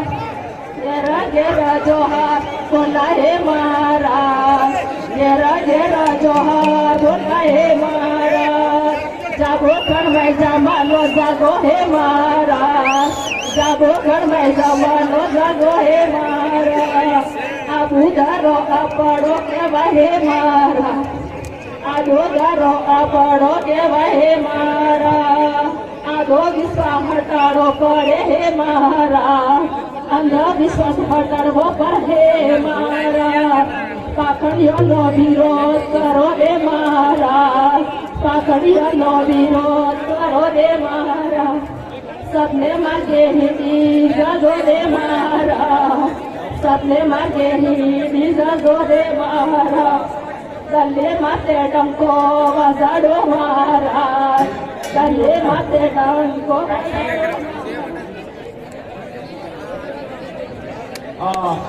एक साथी एक ही मिनट यार प्लीज, इतना अभी अपन रात नहीं हो गई है, 10 मिनट बातें बताई। हम लोग यहाँ बोलने नहीं आए, यहाँ सीखने आए हैं। यहाँ की एकता जो देखी है आप लोगों ने, मध्य प्रदेश से जितने भी मेरे साथी आए हैं वो यहाँ से सीख के जाएंगे। और दादा आपसे हम वादा करके जाते हैं कि अगला जो कार्यक्रम कोटड़ा में होगा, जो टंटा बाबा जी का कार्यक्रम, वो निश्चित रूप में भव्य कार्यक्रम होने जा रहा है। और हम लोग ताकतवर लोग हैं, जंगलों में रहने वाले लोग हैं, और गलती से यदि जंगल में शेर आ जाता है तो शेर के मुंह में हाथ डाल के शेर को मार देने वाले लोग हैं, डरने वाले लोग नहीं है। ये बाड़े ये बेड़का धाम जो निश्चित रूप से आज से बेड़का भील प्रदेश की राजधानी घोषित हो गई है, इसे कोई नहीं रोक सकता। जय जोहर का नारा है, जय जोहर का नारा है। उमेश भाई को लास्ट सुनना है, उमेश भाई को सबको जोहर। एक बार लास्ट नारा बोलूंगा मैं, जय जोहर का नारा है, अरे तीर कमान, लास्ट में मुझे मौका दिया है वैसे आभार व्यक्त करने के लिए, क्योंकि हमने भी पहले से प्रस्ताव दे रखा था कि आज के कार्यक्रम में स्थानीय हम लोग न बोल के जो दूर से वक्ता आए, अलग अलग राज्य से वक्ता आए, वो आके यहाँ पे बोले और उनका हमारा समय उनको दे, और हमारे यहाँ की जनता आदिवासी समाज है उनको एक अच्छा सा मैसेज दे। इसलिए हम यहाँ आभार व्यक्त लास्ट में करना चाहेंगे। सबसे पहले तो मैं इस बेड़का धरती पे, पवित्र धरती पे आप चारों राज्यों से कोने कोने से आदिवासी समाज और एससी समाज और ओबीसी समाज आया, इसके लिए खूब खूब माइनॉरिटी और खूब खूब जोहार, खूब खूब धन्यवाद, आभार करना चाहेंगे हम लोग। आज सभी वक्ताओं ने बताया कि हमारे आदिवासी समाज की यहाँ पे 80% बेड़का की जमीन हमारे आदिवासी समाज के नाम पे होनी चाहिए, और अपन भी कह रहे हैं कि 80% से अगर 1% भी जमीन कम हो गई तो केंद्र सरकार और राज्य सरकार का ठिकाना नहीं रहेगा इस एरिया के अंदर, क्योंकि ये बेड़का आदिवासी समाज का है। और इस धरती पे जो छोटे मोटे जो भी डेरे डाल रखे हैं वो भी कहीं न कहीं हट जाएंगे, एक समय आएगा। आप मैं ज्यादा समय नहीं बोलूंगा, और मैं कहना एक और नई बात रह जाएगी कि आज इस गणेश धरती पे हमने पूरे समाज में कराया, 1-1 रुपया लगा के चंदा करके, और पूरा समाज लास्ट में मरने के बाद यहाँ ही आता है, चाहे एमएलए हो, सरपंच है, एमपी हो, कोई भी आता है। तो आज जो पहले गंदगी में बैठ के हमको खाना भोजन बनाना पड़ रहा था, अब ये होगा नहीं। हमको यहाँ पे एक दूसरे व्यक्ति के बीच में खाना की सुविधा मिलेगी, और जो यहाँ पे आज तक नेता ने सुविधा नहीं करी है, वो नेता वापस गंदगी में बैठने का ऐलान करते हैं हम लोग। मेरी बात ज्यादा नहीं करूँगा, मेरी बात सुनने के लिए बहुत बहुत धन्यवाद। जोहार, जय आदिवासी। बहुत बहुत धन्यवाद। पूरे भारत भर की 100% जमीन आदिवासियों का होना चाहिए। ये मैं नहीं कह रही हूँ, ये माननीय सुप्रीम कोर्ट का 5 जनवरी 2011 का जजमेंट कह रहा है कि 8% आदिवासी ही इस भारत के मूलवासी है, एबोरिजिन है। और ये 80% जमीन की जो बात हो रही है, वो तो हम लेकर रहेंगे। कैसे लेकर रहेंगे? ये भारत का संविधान, इसके तहत हम अपनी जमीन लेकर रहेंगे। हम यह बोलते हैं कि जल जंगल जमीन हमारा है, पर कैसे? मैं आपसे पूछना चाहूंगी कि आदिवासियों का जल जंगल जमीन कैसे है? हम बोल तो देते हैं, लेकिन हमको जल जंगल जमीन पे अधिकार जमाने के लिए किस तरह से लड़ाई लड़नी है, ये हमको जानना पड़ेगा। कल तक हमारे पुरखे 3 धनुष लेकर निकल जाते थे, और अंग्रेजों से लड़ाई लड़कर, और जो अंग्रेजों के जनप्रतिनिधि थे, रजवाड़े थे, उनके साथ में लड़ाई लड़कर उन्होंने हमको जल जंगल जमीन दिलवाया। लेकिन आज हमको यह लड़ाई कागज और कलम से लड़नी है, और अपनी जानकारी से लड़नी है। तो यह जो 80% जमीन की जो बात हो रही है, हमको कैसे लेना है? भारत के संविधान में अनुच्छेद 13(3) का, उसमें यह लिखा हुआ है कि आदिवासियों की रूढ़ी प्रथा को विधि का बल प्राप्त है।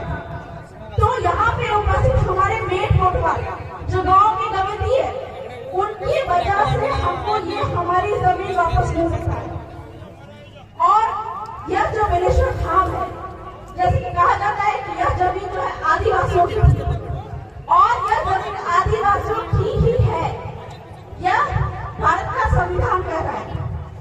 और माननीय सुप्रीम कोर्ट का जो जजमेंट है, पी रवि रेड्डी जजमेंट, उसमें ये कहता है कि आदिवासी क्षेत्र यानी कि 5वीं अनुसूचित क्षेत्र में सारी की सारी जमीन जो है वह आदिवासियों की है, किसी की नहीं है। यहाँ तक कि सरकार जो है, केंद्र सरकार और राज्य सरकार, वह भी एक व्यक्ति है।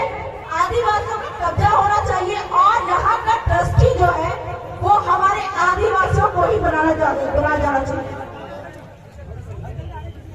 तो इस जमीन पर हमको कब्जा कैसे जमाना है? संविधान के तहत, कानून के तहत हमको कब्जा कैसे जमाना है? सुप्रीम कोर्ट ने तो बोल दिया कि सारी की सारी जो 5वीं क्षेत्र की जो जमीन है वह आदिवासियों की है। तो हमारे जो पटेल कमेटी है, पूरी दुनिया में ईसाइयों के बहुत सारे धार्मिक स्थल हैं, लेकिन इक्का दुक्का ऐसा होता है वो सबसे ज्यादा इंपॉर्टेंट होते हैं। 1-2 स्थल ऐसे होते हैं वो सबसे ज्यादा वैल्यू वाले होते हैं। तो मेरा तमाम लाखों लोगों से एक सवाल है कि पूरे भारत में भीड़ फैला हुआ है, उस दुनिया में भी फैला हुआ, बांग्लादेश के अंदर ढूंढोगे तो भीड़ मिलेगा। लेकिन इस्लाम में जिस प्रकार मक्का और मदीना है, उस टाइप से पूरी दुनिया में फैला हुआ इस भीड़ के लिए क्या है? बेड़ेश्वर, तो जो सीनियर साथी लोग, सज्जन विचारक हैं, आपसे मेरा विनती है, जब आपका बारी आए तो ठीक से समझावे। ये संदेश पूरी दुनिया में जाना चाहिए, खास करके हर भील के पास, कि बेड़ेश्वर क्या है। ईसा मसीह का देख लो, चाहे बेथलेहम हो, चाहे यरूशलेम हो, एक समय ऐसा आता है पूरी दुनिया की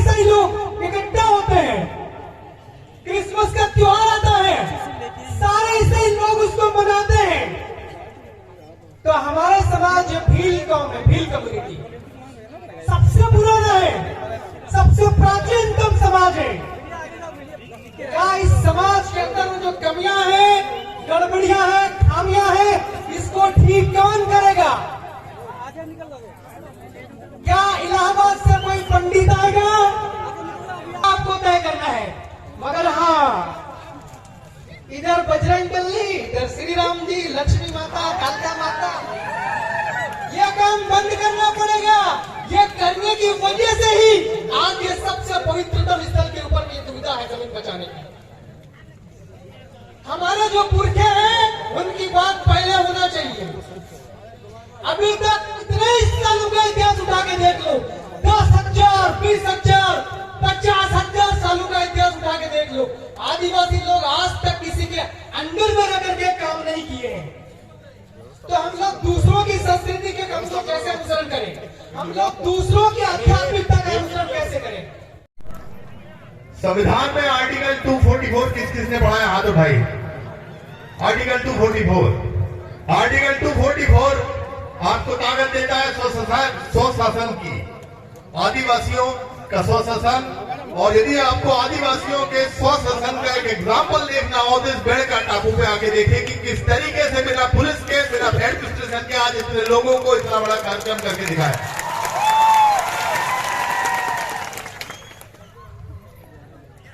ये जो धरती है, सोम, माही और जाखम नदियों का जो संगम है, जहां पर ये जो बेड़का टापू है, मैं इसको बेड़ेश्वर नहीं कहूंगा क्योंकि शुरुआत अतिक्रमण की नाम से होती है। जब भेड़ के साथ ईश्वर जोड़ दिया जाता है तो भेड़ेश्वर होता है। मैं भेड़ेश्वर नाम नहीं बोलूंगा, मैं भेड़ का टापू ही बोलूंगा। और ये भेड़ का टापू आदिवासियों के स्वाभिमान का, आदिवासियों की अस्मिता का और आदिवासियों की पहचान का एक सबूत है। एक वो भूमि है जो हजारों साल से, जो भेड़ का भील, जो मावजी महाराज है, ये उनकी कर्म भूमि है। और इस कर्म भूमि को हम लेकर रहेंगे। और इस मंच से मैं आज राजस्थान के मुख्यमंत्री को चेतावनी देना चाहता हूं कि अपने राजस्व रिकॉर्ड में कलेक्टर को आदेश दे दो कि ये जो भूमि है इसको राजस्व रिकॉर्ड में आदिवासियों के नाम कर दे। और सिर्फ इस भूमि से काम नहीं चलेगा। जो संविधान में आपको पावर दिए हैं वो टीएससी के अंदर दिया, ट्राइबल एडवाइजरी काउंसिल। जो ट्राइबल एडवाइजरी काउंसिल, हमको डमी काउंसिल नहीं चाहिए, हमको ऐसा अध्यक्ष नहीं चाहिए जो चीफ मिनिस्टर जिसका चेयरमैन हो। उदयपुर का जो टीएससी का कार्यालय है उस पर भील प्रदेश और इस आदिवासी परिवार का कब्जा होना चाहिए। कम से कम 80% पोस्ट जो है, कम से कम 80% जो पोस्ट है वो आदिवासी परिवार के लोगों को आपको दी जाए। और आप लोग तय कीजिए कि अध्यक्ष कौन होगा। मैं आपसे वादा करता हूं कि 2023 के पहले वो आदमी टीएससी का चेयरमैन होगा। मेरी उच्च स्तर पे बात हुई और मैंने उनको बोला है कि जहां जहां पर टीएससी का गठन हुआ है वहां पर चीफ मिनिस्टर टीएससी का चेयरमैन नहीं होना चाहिए, वहां पर चेयरमैन आदिवासी समाज से होना चाहिए। और जो टीएससी की पावर मैं आपको बताना चाहता हूं कि टीएससी कैबिनेट से भी बड़ी होती है।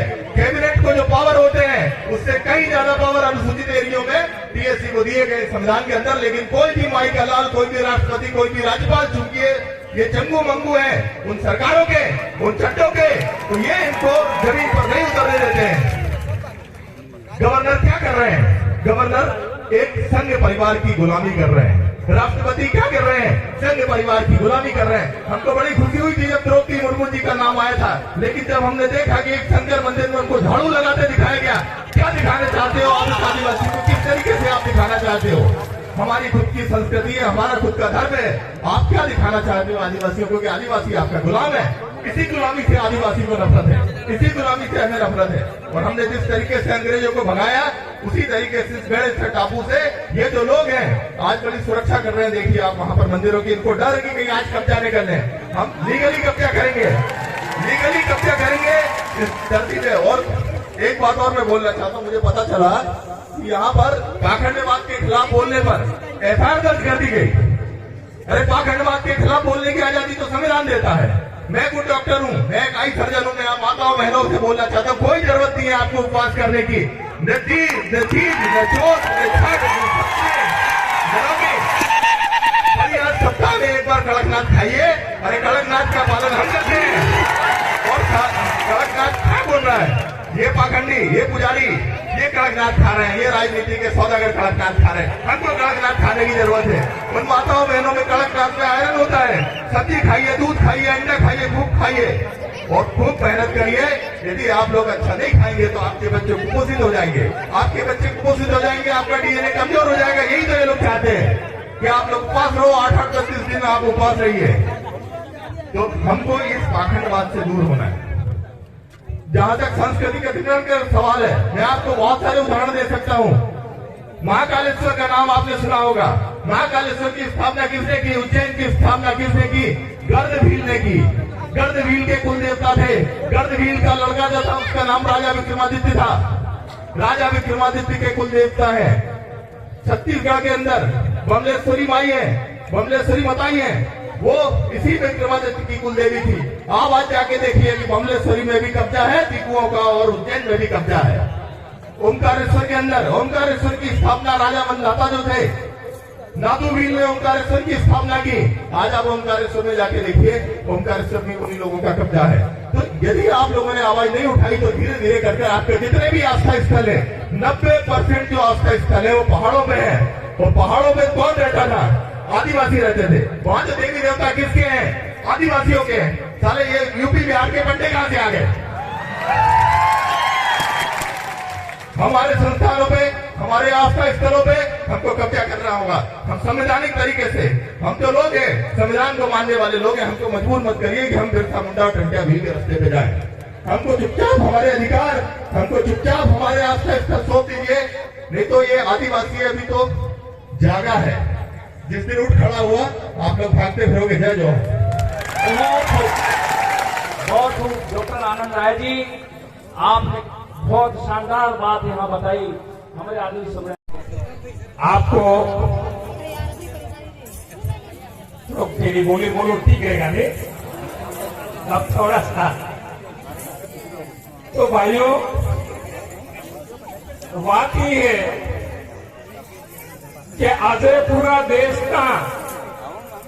देश में आदिवासी एक सभा बजा है, एक सभा बजा है कि आज तक आपल्या जातीची अन्याय करवा वाला आदमी था अनामय सटपटाहट शुरू थी की। ते खुशली आपली जुगे की नहीं आपली जुगे? आपकी जुगे म्हणजे खुशली आपली जुगे। आणि सुप्रीम कोर्ट ने 2000 राक्षस 18 अलग अलग नामा लेता और शास्त्र में लिखी है कि आने दैताने और राक्षसाने खत्म हो गया है। उकारी बातें रखिए ने आमे के किनारे आमे के ने समझ में आवे तो काय बात ने तो करता रही और ये अलग अलग लड़ाई लड़ी आपने खत्म की है तो खत्म कर जाए तो काय नहीं है पासा तैयार से किया ये बात क्या बराबर है। और हमने राक्षस कीधु, दानव कीधु, दैत कीधु, बांद्रा कीधु, एम केवा वाला है एने माफी मांगी क्या नहीं मांगी? अरे माफी पे नहीं मांगवाना है, मने खबर है केम माफी मांगता तेने सा पड़ी गई એટલે માફી ને માંગેંગા ई कबूल है एने એટલે હું કેવું ચાહો। હવે સરકાર ने કેવું ચાહો कि आदि 5वीं अनुसूची है तो પેલા हरामी हो के खबर है ओके 5वीं पास है।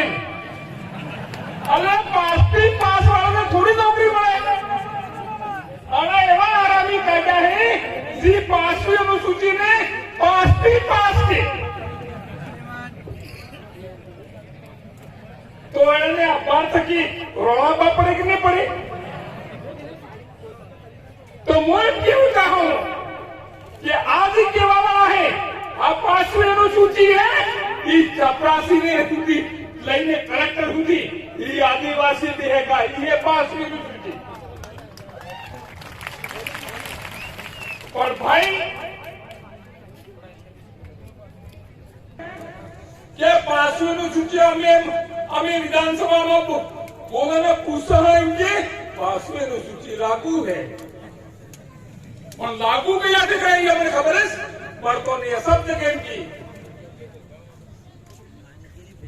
आना सुप्रीम कोर्ट का जजमेंट है अन्य मोन क्यों कहूं कि अशोक गहलोत है आनंदी 5મી सूची लागू करी पड़े कि नहीं करी पड़े ने आ कलेक्टर लागू नहीं करता है कि अड़गो को इलाज करा एना केवू केवू काम करे मने खबर है और नकली आदेश दी रही जाए जयपुर थकी नकली आदेश दी रही जाए नगर पालिका की जमीन है बेसाई जाए रजिस्ट्री जी थे नामांकन कला खोलाई जाए एवं काम करे ते मूल के मुख्यमंत्री है पेड़का टापुरी जमीन है हम इन्हें कहता है तो 1 दाराम करी दे 2 दाराम करी दे अले 3 दाराम तक करी सके कि नहीं करी सके या पेड़का वाली जमीन है ये 3 दार में अंदर अंदर आदिवासी ने नाम तक 10 साली चुके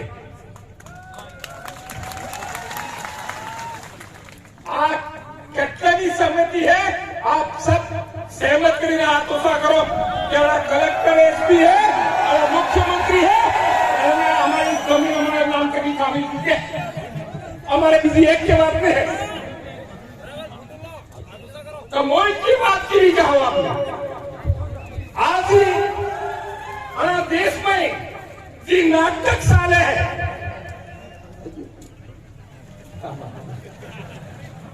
मारे बोलू तो कणु तू टाइम कम है हमारा बाहर से आवेला वक्ता है एने टाइम एने हमळू जरूरी है मैंने पण एक बात मु केवू चाहवा आज जेटली पार्टी जेवा रगड़ो है ई सब रगड़ो काढी नाखो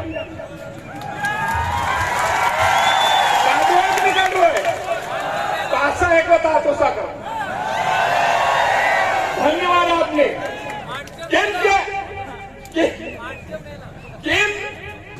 क्या आपने चाहा क्या समाज की जो सिलेक्शन प्रणाली है ये सिलेक्शन प्रणाली है ये लागू चुके सब पार्टी के ने हाई कमान खारिज करवाया पड़े એટલે वो एक जवाब की नहीं कहा आपने आपरा गुरु गोविंदा आणि एक क्या है मांड्य मेले ने काट्या वाड़ा मळे पर आपने लेवाय नहीं लेवाय तो इनते कल्याण मध्ये चालू हुई पण अरे बात साचे कीधो सत्ती नीसी जात है इस जात ने ऊपर कर दी है कभी नहीं करती है ने बेला ऊपर वाला है नहीं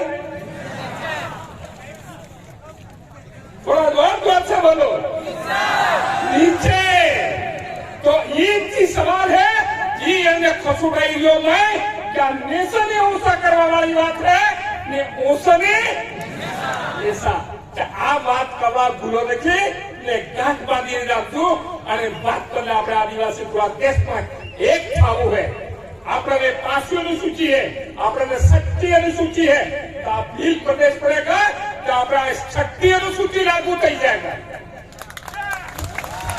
ये सबसे बड़ी बात है એટલે मैं आप सबसे की कहता हूं आ मेरे समय मળી જવા હું નહીં કહેતા હતો વધારે પણ આટલી વાત કરી ચાહું કે મારા ભાઈ ગરાખા बोले हैं इस मुल्क के आदिवासी इस संविधान को बचाने के लिए एकजुट है उस दिल्ली को सुनाई नहीं देता है हम उसे सुनाने के लिए यहाँ आए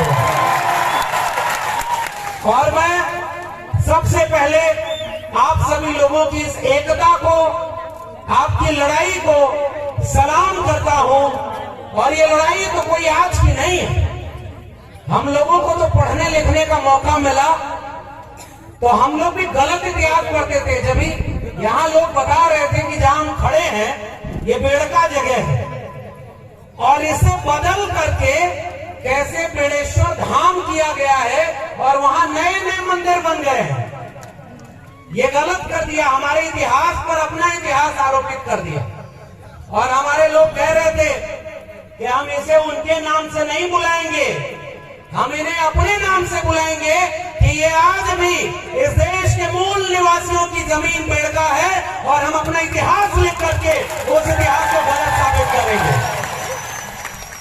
और यही काम पूरे देश में हुआ है साथियों। आप तो जागरूक लोग हो, हम आपसे कोई नई बात कहने नहीं आए, हम तो आपसे मिलने आए और मिलकर जा रहे हैं। अभी देखा कई किलोमीटर तक लोग अभी पैदल चले आ रहे हैं, अपने पैसे से आ रहे हैं। ये बस में ट्रक में भरकर लाई गई पैसा देकर भीड़ नहीं है, ये अपने मजदूर के लिए आई भीड़ है।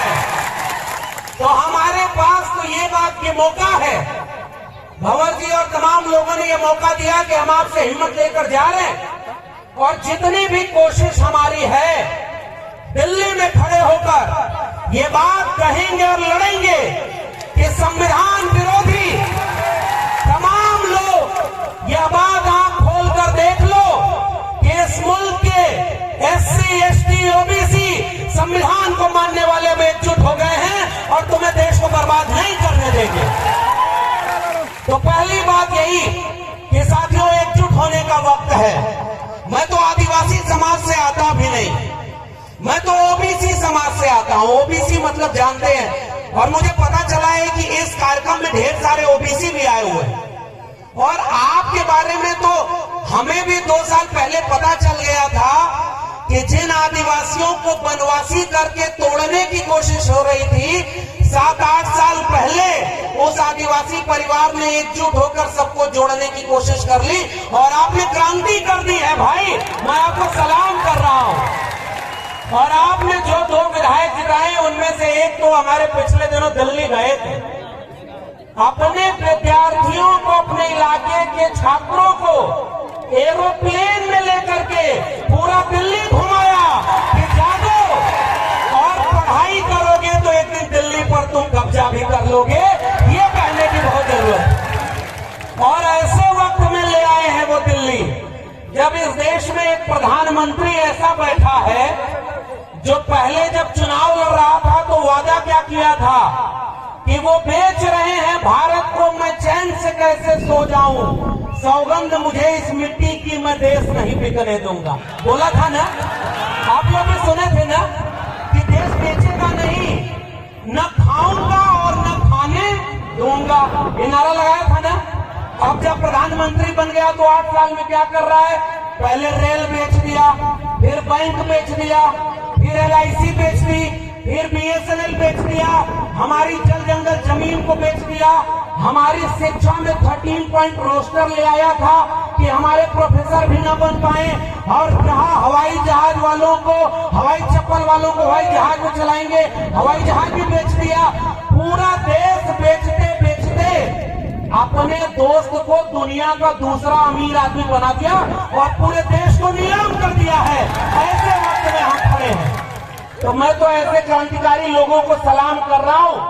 आपने ऐसा विधायक चुना जो आपके विद्यार्थियों की शिक्षा की चिंता करता है। मैं तो उत्तर प्रदेश का रहने वाला हूं, वहां जो विधायक और सांसद दिल्ली और उत्तर प्रदेश में हैं, वो स्कूल और विद्यालय की चिंता नहीं कर रहे हैं, वो शौचालय और देवालय की चिंता कर रहे हैं और रोज हमको लड़वाते हैं। अब एक बात बताओ, आप इस मुल्क के मूल निवासी कौन? ये हम लोग हैं ना। मैं OBC समाज से आता हूं और एक ही बात, 2 बात कहने आया हूं। पहली बात तो शिक्षा की करने आया हूं। मैं दिल्ली विश्वविद्यालय में पढ़ाता हूं और पता है अभी परमानेंट प्रोफेसर नहीं हूं, टेम्परेरी हूं। टेम्परेरी मतलब समझ रहे हैं, वो वाला टेम्परेरी नहीं जिसमें प्रधानमंत्री भी टेम्परेरी होता है, 5 साल बाद उसको चुनाव लड़ना होता। और वो ऐसे बन गया जैसे लग रहा है पूरा देश उन्हीं का है और देश बेच दो। हम लोगों को परमानेंट नहीं किया जा रहा, जानते हैं क्यों? जब तक इस देश के SC, ST और OBC, अभी हमारे पूर्व के विधायक साहब बोल रहे थे ना, जो नीचे था उसको ऊपर करना है और ऊपर वाले को। और मुझे पता चला कि बेड़का जहां पर ये कार्यक्रम हो रहा है, देश में बुलडोजर चल रहा है संविधान के ऊपर और लोगों को घरों को गिरा रहा है। बेड़का में कुछ दिन पहले बुलडोजर चल रहा था जमीन बराबर करने का, चल रहा था ना। हम भारत के संविधान को आगे रखकर इस देश की जाति व्यवस्था, जिसमें कोई मुख से पैदा हुआ, कोई भुजाओं से पैदा हुआ, और अपने को ऊपर रख करके देश को बर्बाद किया। हम इस देश के SC ST OBC आज आओ संकल्प लें कि एक बराबर जमीन बनाएंगे और कोई बड़ा और कोई छोटा इस देश में नहीं होगा। भाई इस देश को बनाया हमने, इन बंजर जमीनों को उपजाऊ बनाया हमने, और हमारे पुरखों की तो तस्वीर लगी है साहब, बाबा साहब डॉक्टर अंबेडकर और बिरसा मुंडा, टंटिया मामा, जयपाल सिंह मुंडा, सिद्धू कानू, तिलका माझी, अगर ये न होते तो ये देश ऐसा कभी नहीं बनता। ये बात मैं आपसे कहने आया हूं कि हमारे पुरखों ने ये लड़ाई लड़ी, और मैं पहली ही अपील आपसे कर रहा हूं साथियों, बहुत सारे लोग बोलने को हैं, इस देश के सबसे पुराने इलाकों में से एक, सबसे पुराने बाशिंदे आप है ना, और आपने इस मुल्क को बनाया है ना, तो एक बात बताइए, आपके बच्चों के भविष्य को अगर कोई बर्बाद कर रहा है तो आप उसे बर्बाद होते देखेंगे क्या? क्या अपने बच्चों के भविष्य को बर्बाद करने देंगे क्या?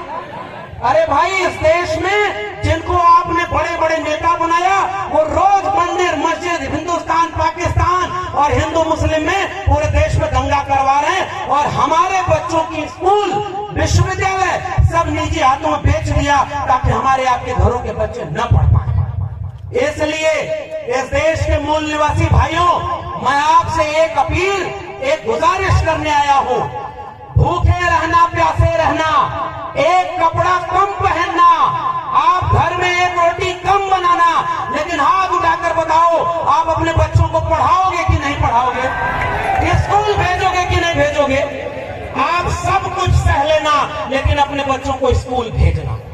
बाबा साहब डॉक्टर अंबेडकर ने एक बात कही थी, जिस दिन इस देश में मंदिर जाने वाली भीड़ स्कूल जाने लगेगी, उस दिन इस देश में क्रांति हो जाएगी और इस देश को कोई गुलाम नहीं बना पाएगा। तो जो विधायक ने अभी 25, 30, 50 बच्चों को दिल्ली लेकर के दिखाया कि ये दिल्ली है जहां से पूरा देश चलता है, तुम्हें पढ़ लिख करके DM, SP, doctor, engineer, professor और जज बनना है। एक बात बताओ इस देश के आदिवासी लोगों, सुप्रीम कोर्ट में कितने जज आपके हैं पता है?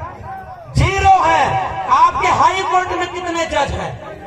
आपके प्रोफेसर कितने हैं? सब 0 हैं लगभग। और सारा कब्जा किसने किया है? 5% लोगों ने इस देश के 90% जगह, जमीन, प्रोफेसर, डॉक्टर, इंजीनियर सब पर कब्जा किया है। क्या हम लोग गुलाम हैं क्या?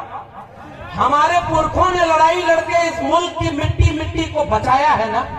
मुझे याद आता है बिरसा मुंडा का वो इल्गुलान, जब उन्होंने कहा था कि हमारी जल जंगल जमीन पर हमारा हक है, और जितने बाहर से आए हैं, चाहे वो अंग्रेज हो, चाहे वो यहाँ के सामंती जमींदार हो, वो सब दिक्कू हैं, और इन दिक्कुओं के खिलाफ हम इल्गुलान करते हैं और अपने मूल निवासियों के हक के लिए लड़ेंगे। बिरसा मुंडा ने क्या इसीलिए लड़ाई लड़ी थी कि आज 75 साल बाद इस मुल्क के सुप्रीम कोर्ट में आपके जज ही ना हो? आप, मैं दिल्ली विश्वविद्यालय से आया हूं भाई, और आपसे कहने आया हूं कि आपके प्रोफेसर वहां नहीं है। 92 कॉलेज दिल्ली यूनिवर्सिटी के हैं, उसमें से एक भी कॉलेज का प्रिंसिपल कोई आदिवासी नहीं है। ये किसका देश है भाई? न जज हमारे, न वकील हमारे, न डॉक्टर हमारे, न इंजीनियर हमारे, और रोज ये कहते हैं हिंदू मुस्लिम के खिलाफ लड़ाने के लिए।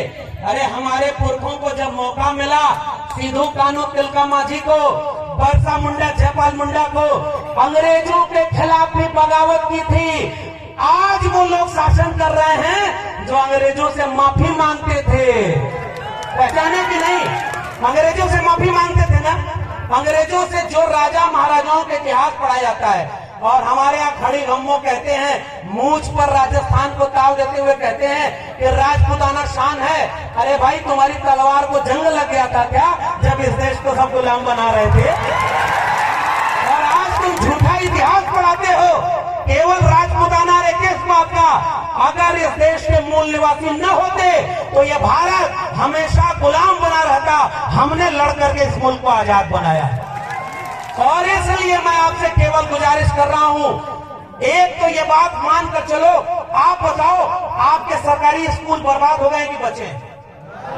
बर्बाद हो गए कि नहीं? आपके सरकारी स्कूल में मास्टर जितने होने चाहिए उतने हैं क्या? वहाँ बिल्डिंग है क्या? वहाँ पानी शौचालय है क्या? स्कूल बर्बाद कर दिया, पढ़ाई खत्म। जब पढ़ाई खत्म हो जाएगी तो बिरसा मुंडा को पढ़ेगा कौन?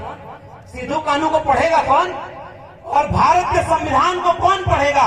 और जब आपके बच्चे पढ़ेंगे नहीं ना, तो कल को बेड़का धाम को कोई बड़ेश्वर धाम बना देगा और हम आप कुछ नहीं कर पाएंगे। शिक्षा अगर नहीं मिली तो हमारी पीढ़ियां गुलाम पैदा होंगी।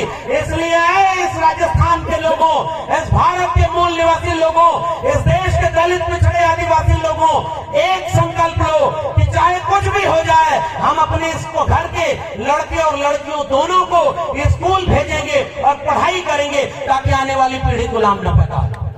और दूसरी अपील करके आपसे विदा लूंगा। वो दूसरी अपील केवल इतनी है कि एक चीज, डॉक्टर अंबेडकर को हम क्यों मानते हैं? अब ये गाना बज रहा था, आनंद राय साहब बैठे हुए हैं, हम लोग बहुत पहले इनको सुनते थे कि भाई मध्य प्रदेश में कोई घोटाला हुआ, वहाँ वो विसल ब्लोअर हैं, जान जोखिम में लेकर के लड़ाई लड़े, पता चला जो घोटाला करते रहा वो अमीर बनते रहा, देश को बेचते रहा और हमारे लोगों का हक खत्म हो गया ना। इसलिए दूसरी और आखिरी अपील, हम बाबा साहब को क्यों मानते हैं? क्योंकि उन्होंने भारत का संविधान दिया। बिरसा मुंडा के बाद अगर हम सबसे ज्यादा पढ़ने लिखने वाले, मैं तो ओबीसी समाज से आता हूँ, लेकिन मैं तो सीना ठोक के कहता हूँ, अगर बिरसा मुंडा और जयपाल सिंह मुंडा न होते, संविधान सभा में जयपाल सिंह मुंडा खड़े होकर न बोले होते कि हम सिंधु घाटी सभ्यता के वारिस हैं, हम इस देश के मूल निवासी हैं और इसकी जल जंगल जमीन पर पहला हक हमारा है, तब ये भारत न बनता। इसलिए जो संविधान बना, बाबा साहब अंबेडकर, ज्योतिबा फूले और साहू जी महाराज से लेकर के बिरसा मुंडा, जयपाल मुंडा, सबने मिलकर एक ऐसा भारत बनाया, एक ऐसा संविधान बनाया जिससे हम सब बराबर हैं। हम सब बराबर है ना। अब तो कोई मुख से पैदा नहीं होता ना, कोई भुजाओं से पैदा नहीं होता ना। अरे भाई, दुनिया में इंसान एक तरफ पैदा होते हैं, यह देश ऐसा पाखंडियों का, यहाँ कोई मुख से पैदा हो रहा है, कोई भुजाओं से पैदा हो रहा है, कोई जंगे से पैदा हो रहा है। यहाँ डॉक्टर साहब अभी बोल रहे थे पाखंड इतना है, और पाखंड में देवी देवताओं के लिए लड़ाई हो रही है। एक किस्सा बस सुना दूं, नोटबंदी हुई थी ना, नोट बंद हो गई 500,000 की। एक आदमी जब पुरानी नोट बची थी तो उसको लेकर ऐसे ही किसी मंदिर में चला गया। मंदिर बनता है 5 साल पहले और ऊपर लिखते हैं विश्व का प्राचीनतम मंदिर यहाँ है। अभी 5 साल पहले बना, जमीन कब्जा करने के लिए। जमीन की लड़ाई आप लड़ रहे हैं और वहाँ गया वो आदमी तो पुरानी नोट जो 500,000 की थी वो जल्दी जल्दी मंदिर के देवता को चढ़ाने लगा। तो बीच में अचानक एक आदमी आया और कहा कि ये कौन सी नोट चढ़ा रहे हो, ये नोट तो बंद हो गई है। तो वो आदमी बोला, अरे भगवान को थोड़ा ही पता है कि ये नोट बंद हो गई है। और वो आदमी गुस्से में फिर खड़ा होकर बोला, भगवान थोड़े ही ये नोट लेते हैं, जो नोट लेता है उसको पता है कि ये नोट बंद हो गई, इसलिए नोट को नहीं चढ़ा। इसका मतलब देवी देवता के नाम पर पाखंड फैलाने वालों ने आपके भगवान, जो पता नहीं किसके भगवान है, उनके और आपके बीच में एक बिजनेसमैन को बैठा दिया कि नहीं, जो नोट ले रहा है कि नहीं। अगर नोट नहीं मिलेगी तो बिजनेस चौपट हो जाएगा ना। उनका तो वो बिजनेस, हमारे ज्योतिबा फूले ने किताब लिखी है गुलामगिरी। उन्होंने कहा कि जैसे बाल बनाना नाई का धर्म नहीं धंधा है, जैसे लकड़ी का काम करना कुम्हार लोहार का बढ़ई का धर्म नहीं धंधा है, लोहे का काम करना लोहार का धर्म नहीं धंधा है, वैसे ही मंदिर में बैठ के पूजा पाठ कराना और दान के पेट पर भरना तो उस पुजारी का धर्म नहीं धंधा है। इसलिए वो अपना धंधा कर रहा है, हमारा धंधा चौपट है। आज यह आखिरी अपील है आदिवासी परिवार के लोगों, आपसे हमें हिम्मत मिल रही है। दिल्ली वाले आपको नहीं दिखाएंगे, लेकिन मैं आपसे एक भरोसा कर रहा हूँ, मैं लौट कर दिल्ली जब जाऊंगा तो दिल्ली के मीडिया वालों से पूछूंगा और अपने सोशल मीडिया प्लेटफॉर्म से ये बात लोगों के सामने रखूंगा कि भारत की राजधानी दिल्ली में 10 लोग भारत का संविधान जलाए, उन पर मीडिया चर्चा की, ये हजारों लोग भारत का संविधान बचाने के लिए आए हैं, तुम्हारी मीडिया में क्यों इसकी खबर नहीं है? ये मैं सवाल पूछूंगा उनसे। और दूसरा सवाल करूंगा, जो भारत के संविधान को जलाया, जो देश में मुसलमानों के खिलाफ दंगा करवा रहा है, मंदिर मस्जिद में लड़वा रहा है, वो जेल में नहीं है। और हमें पता चल रहा है राजस्थान, मध्य प्रदेश आदिवासी अपने हक के लिए लड़ता है, उसको फर्जी मुकदमे में जेल में डाल रहे हैं। क्या ये भारत के संविधान की हत्या है कि नहीं है? जोर से बोलिए, भारत के संविधान की हत्या है कि नहीं? क्या भारत के संविधान को खत्म किया जा रहा है कि नहीं? क्या भारत के संविधान को खत्म होने के बाद हमारा कोई हक बचेगा? जोर से बोलिए। भारत का संविधान नहीं रहेगा तो हम रहेंगे क्या? संविधान खत्म हो गया तो क्या हम रहेंगे क्या? अगर SC ST OBC आपस में लड़ते रहे तो क्या संविधान बचा पाएंगे क्या? इसलिए आदिवासी परिवार के लोगों, देखो चुनाव तो आपको मैं कुछ कहूंगा नहीं। आपने 2 विधायक ऐसे चुन दिए हैं, एक कह रहा है बराबर करना है और दूसरा अपने बच्चों को पढ़ाने के लिए दिल्ली ले जा रहा है। अब मुझे और नहीं कहना है, लेकिन इतनी गुजारिश करूंगा, अगली बार चुनाव आए तो ऐसे विधायकों से विधानसभा भर देना जो आपके बच्चों का भविष्य बनाए। आपको गुलाम मत चुनिएगा। बाबा साहब से लेकर फूले साहब से लेकर इस देश के दलित पिछड़े आदिवासियों ने गुलाम चुना है, इसलिए वो हमारे बच्चों के लड़ नहीं पाते। अरे ऐसे लोगों को चुनिए जो अपनी कुर्सी के लिए नहीं, आने वाली पीढ़ियों की लड़ाई लड़े। एक काम वो करिएगा। और दूसरी अपील, जब भी जरूरत पड़े, इस देश में OBC समाज से आता हूं और OBC समाज के लोग जहां भी होंगे, मैं उनसे एक बात कह रहा हूं, प्रकृति पूजा हम भी करते हैं। OBC समाज में कोई पाखंड, कोई पुजारी की जगह ही नहीं थी। हम लोग खेती किसानी करने वाले लोग, किसान कामगार मेहनत का सामान, हम अपने खेत से पैदा हुए फसल की पूजा करते थे। हम नदी नाले और पर्वत पहाड़ की पूजा करते थे, जैसे हमारे आदिवासी करते हैं। आपका भी गमछा पीला है, OBC का भी गमछा पीला है, और ये एकता है हमारी और आपकी। अब उसके साथ ये जो नीला गमछा है बाबा साहब के बच्चों का, ये पीला और नीला गमछा, ये जानते हैं क्यों एक है?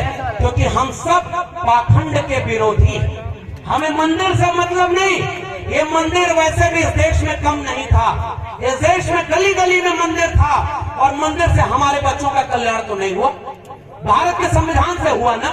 मैं प्रोफेसर बना तो किसी मंदिर से नहीं। अगर इलाहाबाद विश्वविद्यालय और दिल्ली विश्वविद्यालय न जा पाता तो आज आपके बीच में प्रोफेसर बनकर आंख में आंख डालकर जालिमों से ललकार कर कहने नहीं आता कि तुम जालिम हो और हम तुम्हारे खिलाफ खड़े। इसलिए वो जो संविधान हमें हक दिया है और हमारी एकता, हम OBC समाज में कौन लोग आते हैं? जो किसान कामगार मेहनत कर, और आदिवासी कौन लोग हैं? जिन्होंने इस प्रकृति को बचाया है। अगर इस देश में आदिवासी न होता दुनिया में, तो ये कब की दुनिया तबाह हुई होती और जल जंगल जमीन कभी बचता नहीं। अगर जल जंगल जमीन बची है तो आदिवासियों के लिए बची है, आदिवासियों ने उसे बचाया है। एक बात कहूंगा राजस्थान के लोगों, भारत का नक्शा कभी उठाइए, 3 नक्शा लीजिए। पहले नक्शे में भारत का भूगोल बनाइए, जहां पहाड़ नदी नाले होंगे, जहां सबसे ज्यादा खनिज संसाधन होगा, वहीं आदिवासी होगा। इस बात को समझिए। और आपकी जमीन छीनी जाएगी ताकि किसी अंबानी और अडानी के हाथों आपकी जमीन और खनिज संपदा बेच दी जाए और आपको मजदूर बना दिया जाए। क्या आप मजदूर बनने को कबूल करेंगे क्या? क्या जल जंगल जमीन छोड़ देंगे क्या? और वही जल जंगल जमीन तो हमारी OBC की भी लड़ाई। अगर खेत नहीं होगा तो इस देश का OBC भी कुछ नहीं कर पाएगा। तो जल जंगल जमीन और आत्मसम्मान की लड़ाई SC ST OBC के 90% भारत की लड़ाई है। हम 90% हैं। और अभी एक नारा लगा था, वही नारे लगाकर अपनी बात करूंगा कि जय जोहार का नारा है, भारत देश हमारा है, तो जय जोहार का नारा है, भारत देश हमारा और एक नारा और दिल्ली में हमने लगाया था, एक तीर एक कमान, आदिवासी एक समान, तो एक तीर एक कमान। आदिवासी एक। तो इस बात को मैं आपके सामने 2 ही बात किया, शिक्षा और स्कूल बचाइएगा, भारत के संविधान को बचाइएगा, और इस मुल्क के 90% लोगों, आओ एकजुट होकर के इस देश में 90% हम कमेरा लोग हैं, 10% लुटेरा लोग हैं जो देश को लूट रहे हैं। उन लुटेरों के खिलाफ हमारी जंग जारी रहेगी। बहुत बहुत धन्यवाद। जय भीम, जय मंडल, संविधान जिंदाबाद, इंकलाब जिंदाबाद, उल गुलाम जिंदाबाद। जोहार जोहार। बहुत बहुत धन्यवाद है प्रोफेसर साहब। आपने सागवाड़ा लाइव न्यूज, जी हाँ, लेटेस्ट खबर पाने के लिए चैनल को सब्सक्राइब कीजिए, वीडियो को लाइक कीजिए और शेयर कीजिए। धन्यवाद।